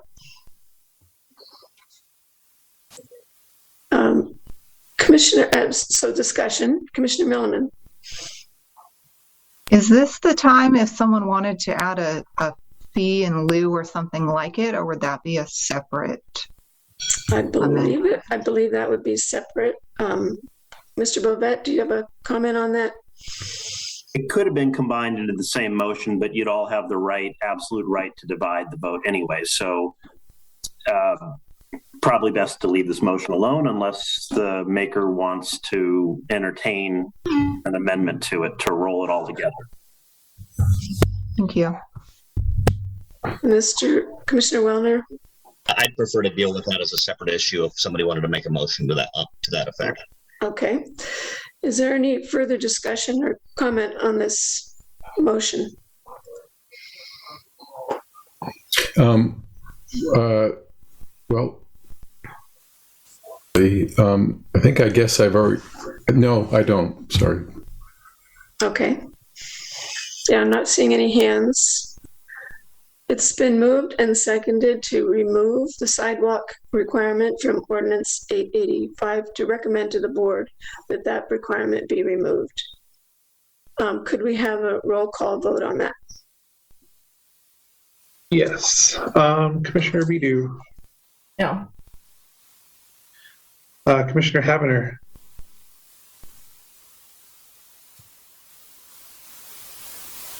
No. Commissioner Milliman. Yes. Commissioner Petrillo.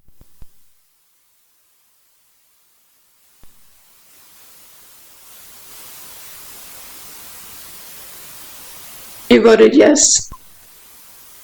Okay. Commissioner Wellner. Yes. Vice Chair Dye. No. And Chair Lockwood.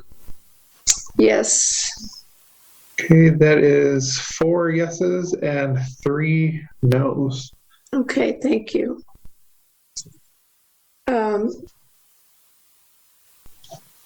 Do I announce that it carried or? Yeah, I'm sorry. I was a little confused if we needed to have it by 2 or just the simple majority. It's a simple majority of the quorum, so the motion passes. Thank you. Thank you. Commissioner Milliman. So if I want to propose an amendment to require a fee in lieu, do I need to specify the amount or the procedure, or do I say something like staff recommendation? How specific do I need to be? There's nothing requiring you to be specific. unless you want to be. Mr. Beck. You certainly can be as specific as you want, as Mr. Bovet stated. Likely, if there was a recommendation to develop a fee in lieu program and then require that, there's two ways that could happen. One, if the ordinance was engrossed to say the only thing that would be required would be a fee in lieu that's linked to a fee in lieu program that the board has established. Therefore, it would be zero until the board establishes a program. What's probably more likely to happen is that if in fact the board agrees with you and takes the sidewalk provision, that just in some future ordinance they would establish a fee or just a sidewalk fee program, and then there would also be an amendment to the community development code in the future to sort of link the program with the code and make sure that it's required. So my recommendation would be not to be specific about the fee, just because there's a lot of questions of where you can spend the fee, and it can get pretty complicated quick, but you can certainly do whatever you want. Thank you. I guess then I would like to propose that the board engross 885 as amended to include a fee in lieu of sidewalk installation. It's been moved to that we recommend to the board to engross ordinance 885 with a fee in lieu recommendation. Is there a second to the motion? Ms. Cherniak, you have your hand up. If I can clarify, and I think Andy was kind of saying this as well, that the fee in lieu is would be a separate program outside of this ordinance and outside of our community development code. So you wouldn't need to engross the ordinance to provide for that. It could be just a separate motion, kind of a separate recommendation to the board that the Planning Commission support the development of sidewalk fee, sidewalks for single dwellings and middle housing, something like that. But so you wouldn't need to engross the ordinance to do that, I guess is what I'm saying. It could be just to recommend to the board that a sidewalk fee program be developed. Ms. Kelly? Ms. Kelly.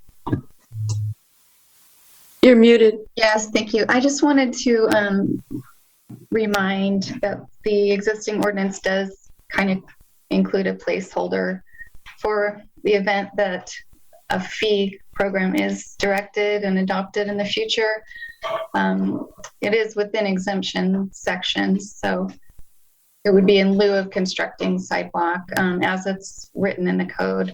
But it wouldn't be, like Andy said, effective until such time as the board actually adopted a program. Commissioner Milliman, you're muted.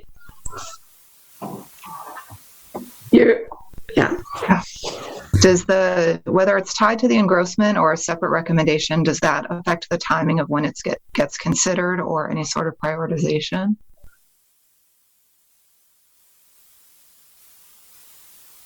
It would be probably best, I think, to keep it separate because it's directing or it's recommending that the board direct staff to develop a program, which is going to take involvement from several divisions and time for research and development. So the idea is that it be a separate ordinance and that it potentially be brought into an existing process that's managed by a different division outside the CDC. So it might be best to keep it clean and separate, but you can I wanted to add that you can give a sense of priority to it if you want, that the program isn't established now, but if, you can say, we're recommending establish of a sidewalk fee program and that the program is developed as soon as possible or something like that to give a sense of urgency if that's what you want to do.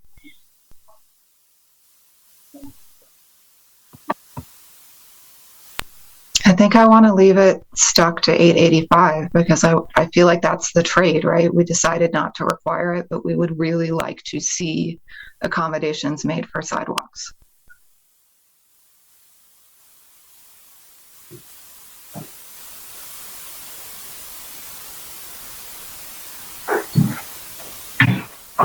So as I understand it, Chair Lockwood, we have a motion that hasn't been seconded, the motion being to recommend to the board that they establish a fee in lieu program.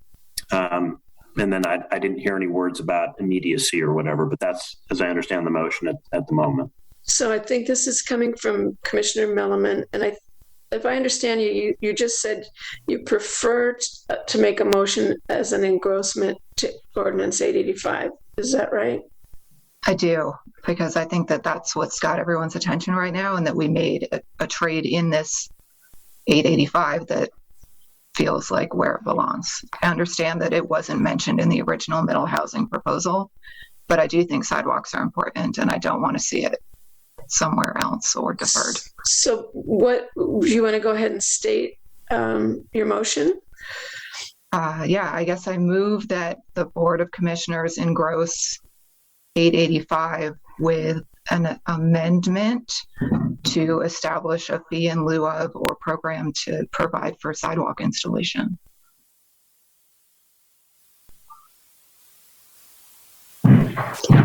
Is there a? I'll try to restate. And it's been moved that the board. We recommend to the board that Ordinance 885 be engrossed with a recommendation for a fee in lieu sidewalk program. Did I say that correctly? Agreed, yes. Okay. Is there a second for that motion? This is Commissioner Bidu. I'll second. Okay. Mr. Bobette.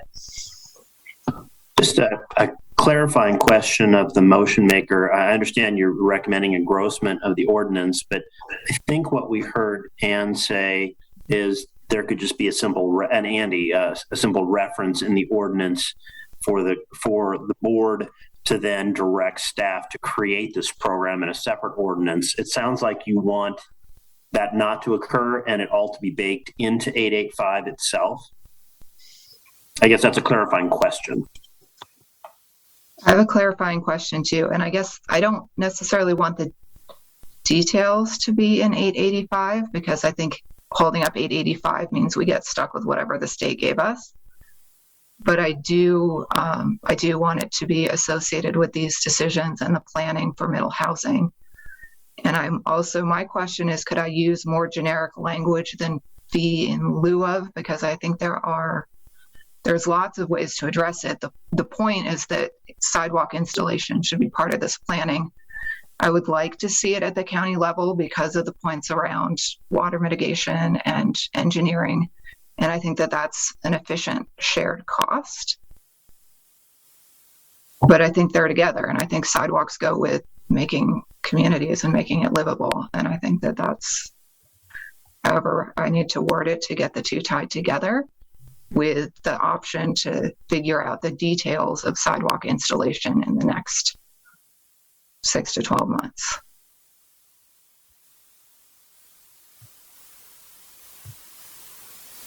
So any advice on phrasing is absolutely appreciated. Hopefully my intent is clear. So Mr. Back's hand went up kind of simultaneously with Commissioner Wellner's. Okay to go ahead with Mr. Back? Yeah. Well, I think you hit on the key point, at least that I'm getting out of this. That I sense your intent. I sense that this is complicated because there's already language in the existing filed ordinance that says one of the ways to get out of building sidewalks is to pay this fee in lieu if and when the board establishes a program. So it's sort of getting complicated. If the board chooses to keep sidewalks in there as a requirement, then I think your intent is you better get this fee in lieu program established quick because we think it's a good thing.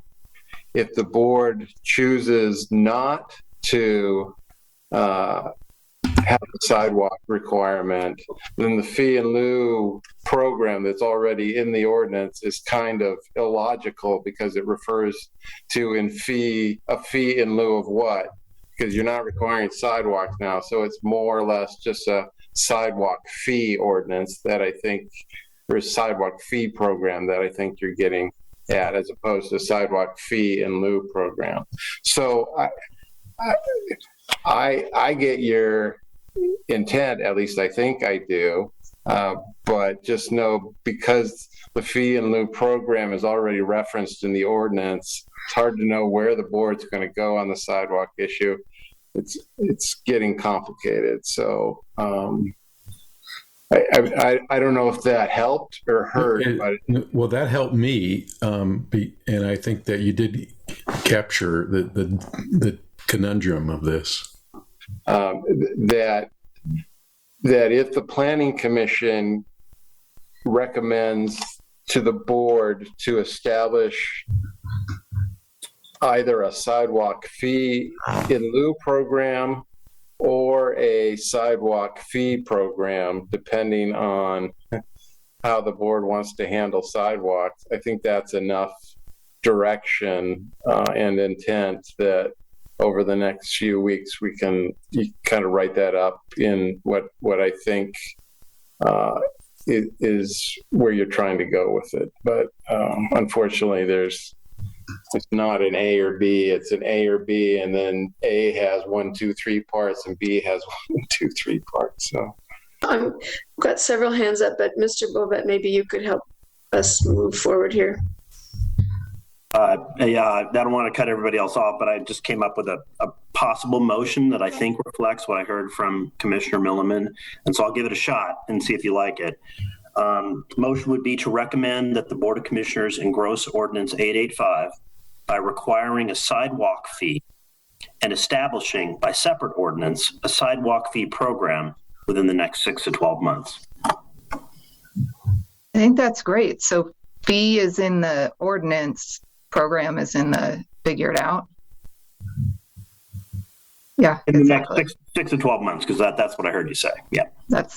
Yeah. Do we need to have, I see your hand, Commissioner Bidu, but I just want to ask, do we need to withdraw the initial motion in order to consider that one?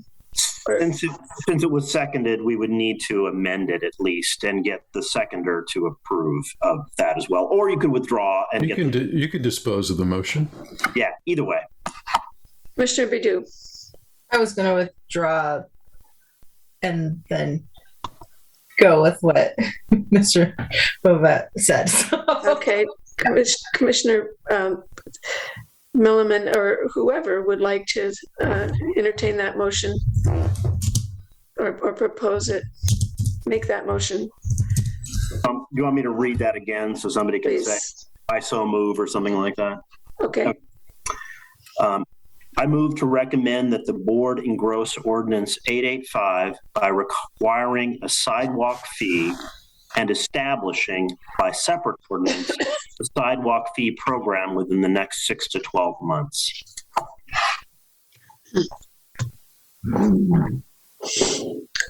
Does anyone move as was just read out?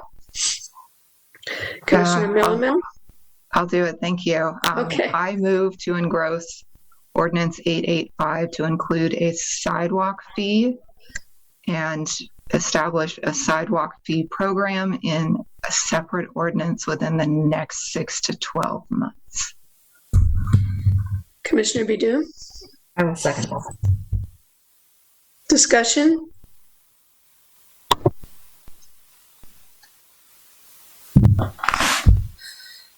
I'm not seeing any discussion. I think in that case, we're ready for our roll call vote. Commissioner Bidou, Yes. Commissioner Heavener, Yes. Commissioner Milliman, Yes. Commissioner Petrillo. I'm going to abstain. Commissioner Wellner, No. Vice Chair Dye, No. and Chair Lockwood.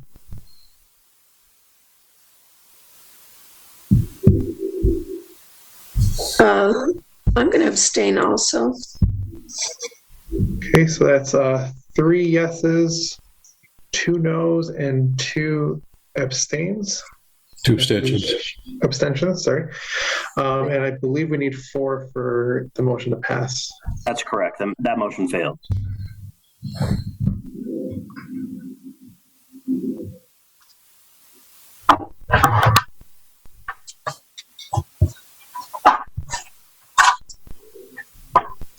Do we move on from that issue at this point? I think, okay. Then I think the next thing is to, next thing might be our overarching encompassing motion. Is that right, Mr. Boatbat? Ms. Kelly?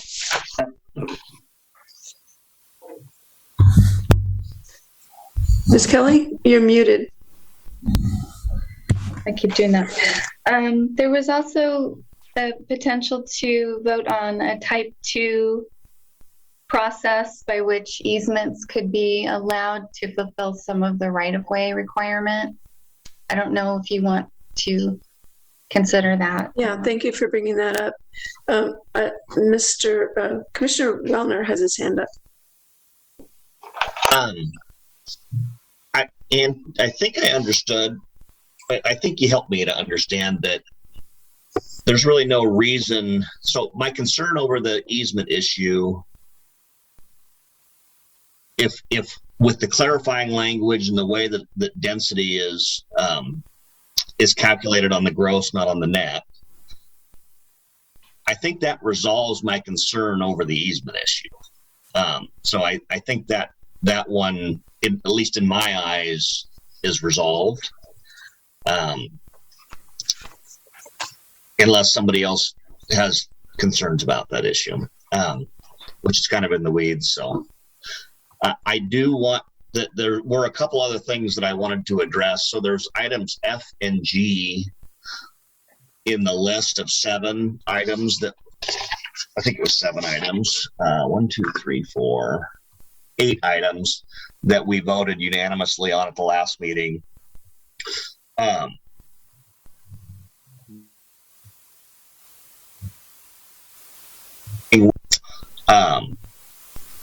And I think those can get removed from the recommendation, but only with the clarification that our recommendation number 3 to eliminate the 50% garage facade requirements didn't apply just to triplexes and fourplexes, that it applied to all middle housing types.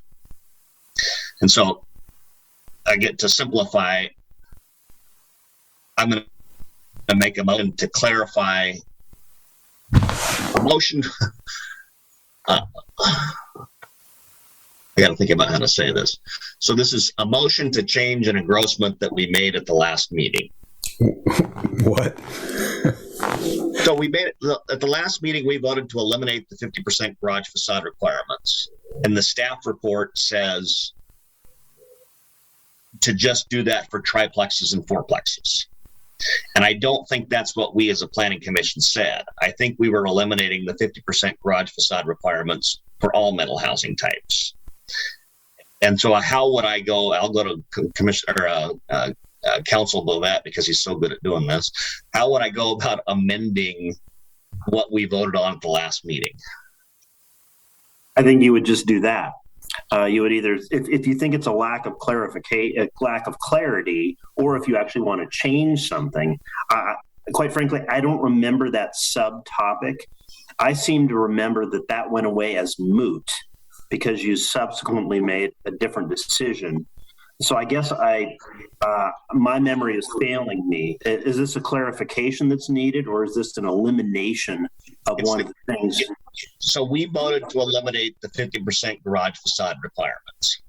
Right. And I thought we voted to eliminate the garage facade requirements altogether. So the staff report says eliminate the 50% garage facade requirements for triplexes and quadplexes. There's a separate garage facade requirement for townhomes. I seem to recall our conversation being about middle housing types, not just triplexes and fourplexes. I don't think we. So I would.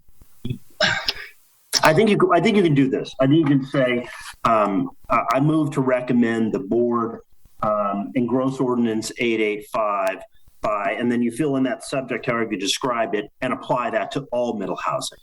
Okay, so I move that the board, I move that we recommend to the board to amend the engrossment to eliminate the 50% garage facade requirements for triplexes and quadplexes to be restated to eliminate the garage facade requirements altogether for middle housing types.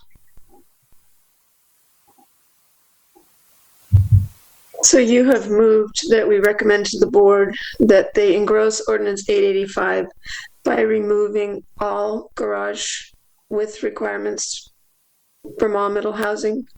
Correct. And we had voted unanimously in the last meeting to remove them.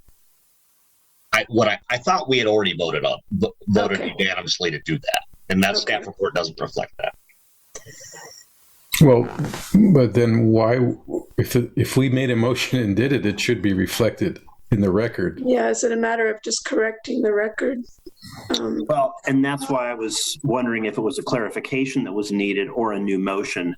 And quite frankly, we could take the time to go back and look at the record and find out what was done, or we can just clean it up right now by proceeding with the motion as stated. So yeah, we could technically go back and look, but do we want to take the time to do that? It would be go back and listen. I think we'd have to listen to the audio. And Commissioner Wellner. I made the motion. I guess it needs a second in order to proceed. Yes. Is there a second to the motion?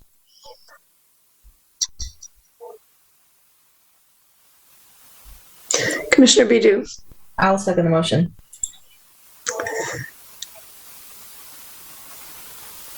Could you read the motion, please, Mr. Bovet? It's been moved and seconded to remove the garage facade requirements for all types of middle housing, not just the two types reflected in the staff report. Thank you. Discussion.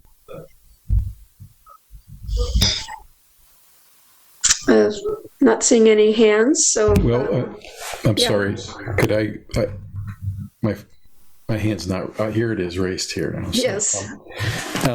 I just wanted, I appreciate that we have county council through these thorny motions. I still wasn't it was all sounding like a double negative to me when Commissioner Wellner was stating it. No offense, please. I wasn't taking any offense, but I didn't understand it. I probably would have not. I probably would have abstained, but so now that I understand it better through the benefit of counsel counseling us through it, I think I'll support it. So, any other discussion? May we have the vote, please? Yes, Commissioner Bidu. Yes. Commissioner Habener, Yes. Commissioner Milliman, Yes. Commissioner Petrillo, Yes. Commissioner Wellner, Yes. Vice Chair Dye, Abstain. and Chair Lockwood. Yes. All right, we have 6 yeses and 1 abstention, so we have a passing motion. Thank you.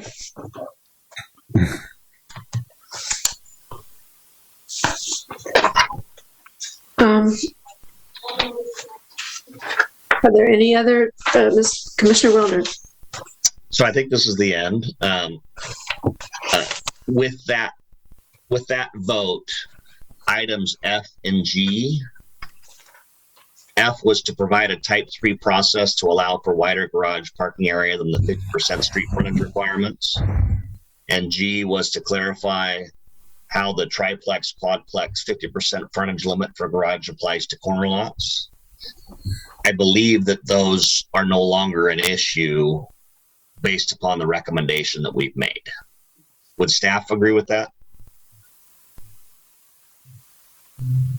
Unless you want to create a caveat in case the board doesn't delete the garage requirements, you might still have those other, the F and G in place. I guess I would just, for clarity's sake, I'd just like to remove them all together. And we can cross our fingers. So I would recommend to the board clarification in an engrossment to remove items F and G from the adjustments made under C1. Oh, I'm not saying this right. Might I ask that we do have these all summarized in the PowerPoint, so we could bring the PowerPoint up. Okay. And if we could have that again, it was slide 11.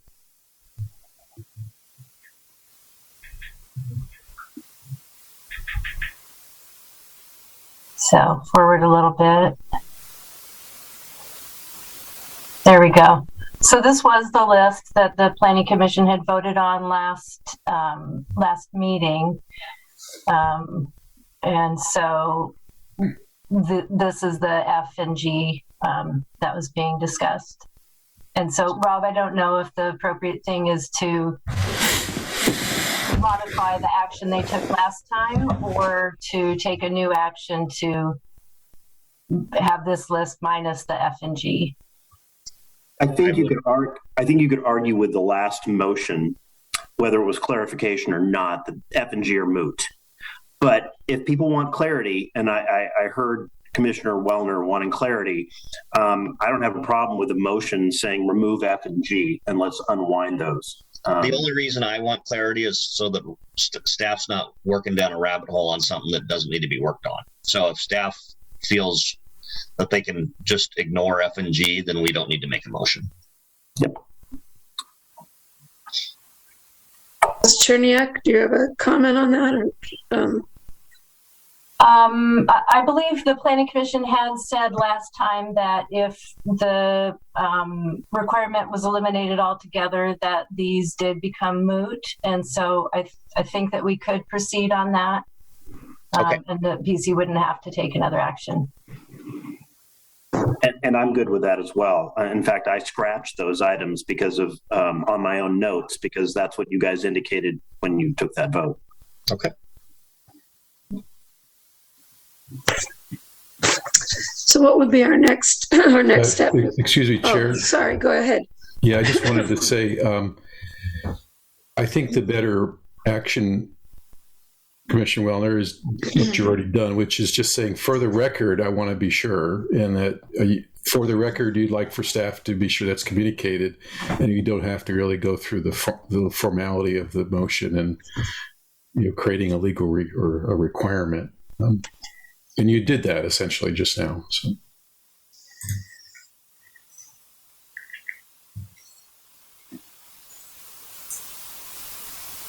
Ms. Cherniak.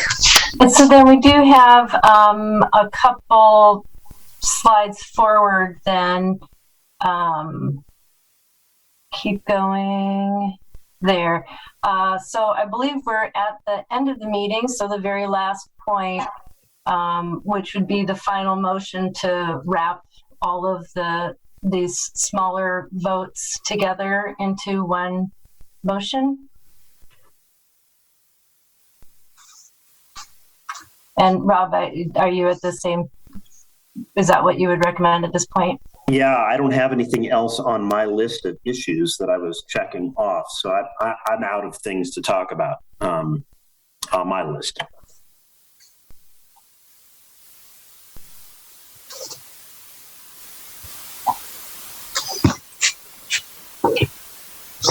Well, I'm going to recognize the commissioners after I've made a comment. I don't think I've spoken about the sidewalk fee issue, and I just wanted to state that I have a strong interest in that as well. I think so. I hope that's passed on to the board, that there was strong interest on the Planning Commission in a sidewalk fee program. And now I am seeing Commissioner Wellner's hand up. Would you go ahead? I can make a motion, but Commissioner Bidu, are you going to do the same? Please Hello. do. Okay, thank you. Thank you, Commissioner Wellner. Okay, I move to recommend that the Board of Commissioners approve Ordinance 885 with the changes recommended by this commission. It's been moved that to recommend that the Board of Commissioners approve Ordinance 885 with the changes recommended by this commission. Is there a second? I'll second that. Thank you. It's been moved and seconded to recommend to the Board of Commissioners that the Board of Commissioners approve Ordinance 885 with the changes recommended by this commission. Is there discussion?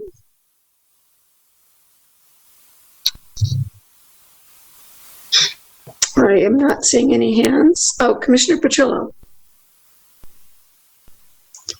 I was thinking of amending it to include that all the planning commissioners celebratory appreciative party should be held, one with preferably our drinks of choice in July. So no, I'm kidding. Yeah, why not? You might get a second on that one. I'll withdraw that. Okay. And the staff has a ways to go also before the champagne or the beer or whatever they choose. So Commissioner Wellner. I just wanted to comment that I think this has been a bit of a grind, and I apologize for being as vocal as I have been. It just matters a lot to me, and it's something that I've worked in this environment for 25 years, and I can see how important this ordinance is to the future of home building in the region. And I think that I've watched what other jurisdictions have done with HB 2001, and I think that the way we've approached it is really going to make a difference. I think we're going to see some real on the ground progress, and so I want to thank all the other commissioners for working through it with me. I know some of it was hard, but I think that the end product is a good one. Any other comments or discussion?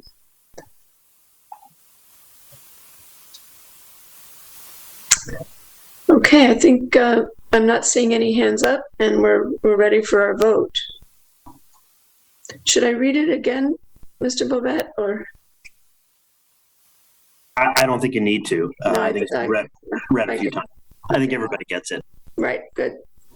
May we have the roll call, please? Yes, Commissioner Bidu. Yay. Commissioner Havener. Yay. Commissioner Milliman. Yes. Commissioner Petrillo.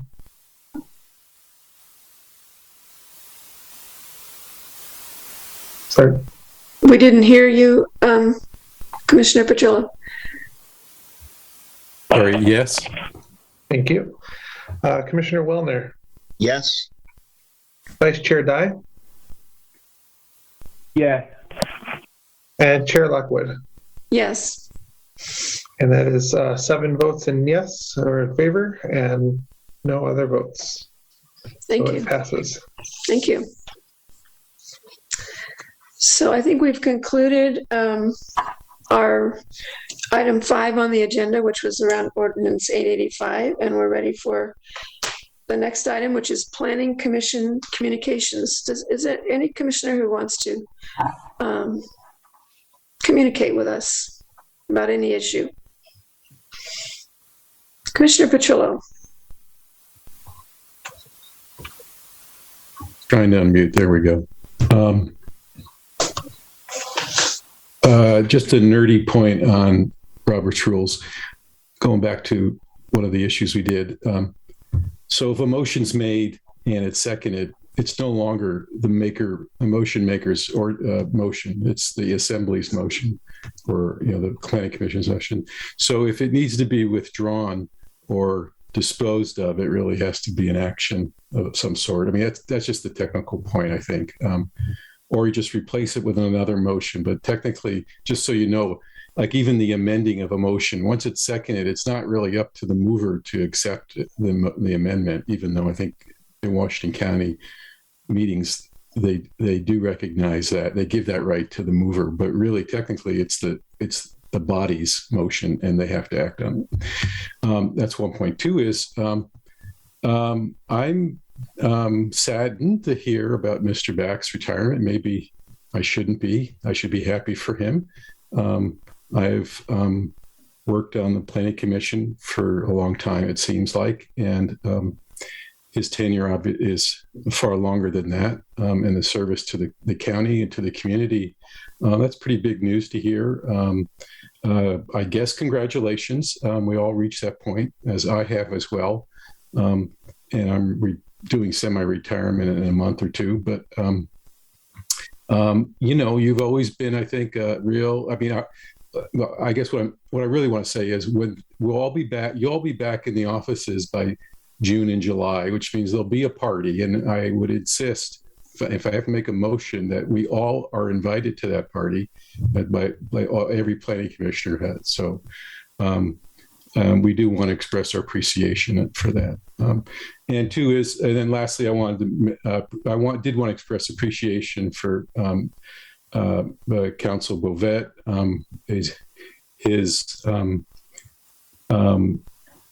His method and style has been very helpful over this whole process, and we appreciate that. At least I do, and I think we all do, particularly with some of these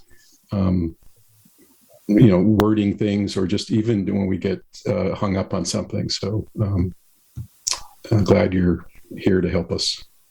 That's it. Commissioner Bidu. Well, I'm going to take us back down a notch. I should have gone first.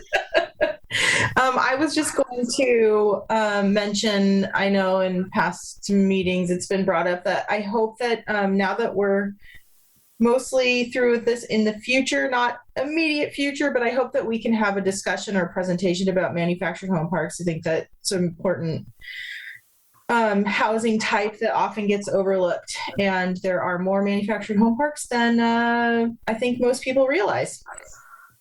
And along with Commissioner Petrillo, I just wanted to thank staff for all their hard work on this, and cheers to Mr. Beck. I second the manufactured home motion as well. Yeah. Ms. Cherniak. I will note we have had discussions. We did work with Andre Tremoulet and with the Office of Community Development on a study of the manufactured housing parks, and there is a study that has been completed, and we have committed to sending that out to the Planning Commission, and there is some interest in presenting that to the Planning Commission. So if the Planning Commission is interested in that presentation, we can probably make that happen for that first May meeting.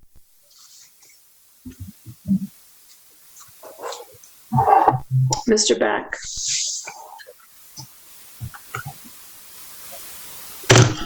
I just wanted to thank people for the kind words, and clearly I do certain things poorly and other things good, but one thing I'll argue that I always do well is hire good people. So you should have witnessed that on this ordinance, that Teresa Ann and a lot of other people did a lot of work, a lot more work than I did on this, and they should be congratulated. Yeah. But it's not over yet. Yeah. But agreed. Excellent work. Any other communications? Vice Chair Dye has his hand up. Oh, thank you. Vice Chair Dye. I'm hoping I don't get an echo. No, you're you good. won't hear me? You sound fine. Okay. Okay, thank you. I want to, I had to pinch myself because I was under the impression that this was almost over. And if this is not true, then somebody tell me now. I'm going to celebrate it if this is our last midnight meeting. And I do want to thank the work of the staff for all of the questions that they've answered and helping us to facilitate, understanding and how to move our needs forward. And I think all of us had lots of things that we were hoping to see. Some of us got all the things we wanted. Some of us got less than that. But I think that the county overall is going to improve by the work that we did. And I just want to thank everyone for the part that they played in that. I, of course, want to congratulate Mr. Back on making a career that he could see through retirement. So congratulations on that. And hope that you have whatever your sunset career is next.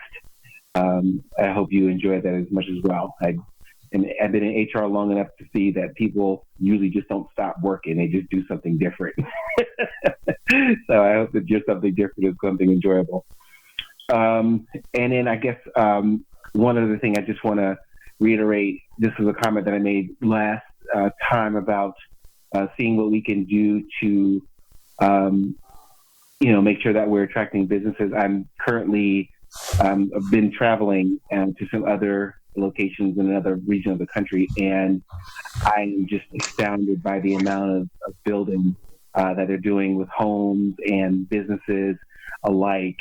And this is a level of building that I just have not seen anywhere in Oregon happening right now. And I am jealous that we are not building in this way and providing, new infrastructure and bringing in new businesses. And so whatever we can do to improve this for our slice of Oregon, I definitely want to do that. I don't want to see us left behind by other jurisdictions attracting so many other businesses and attracting people that can contribute to our economy. And so whatever we can do to think through any types of changes that we can make to make Oregon more attractive to others, I want to be a part of that.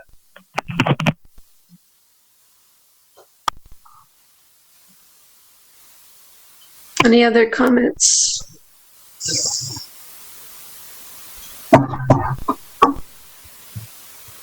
Teresa?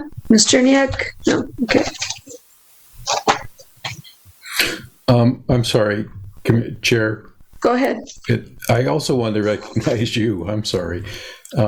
You've gotten us through this, and you've done an admirable job of really. And I know you don't mean to be gratuitous with all these comments, but it's a tough job being chair. I know that personally of this board, and this is your second year, and this was a very tough process, and so I appreciate your leadership on getting us through it. Thank you.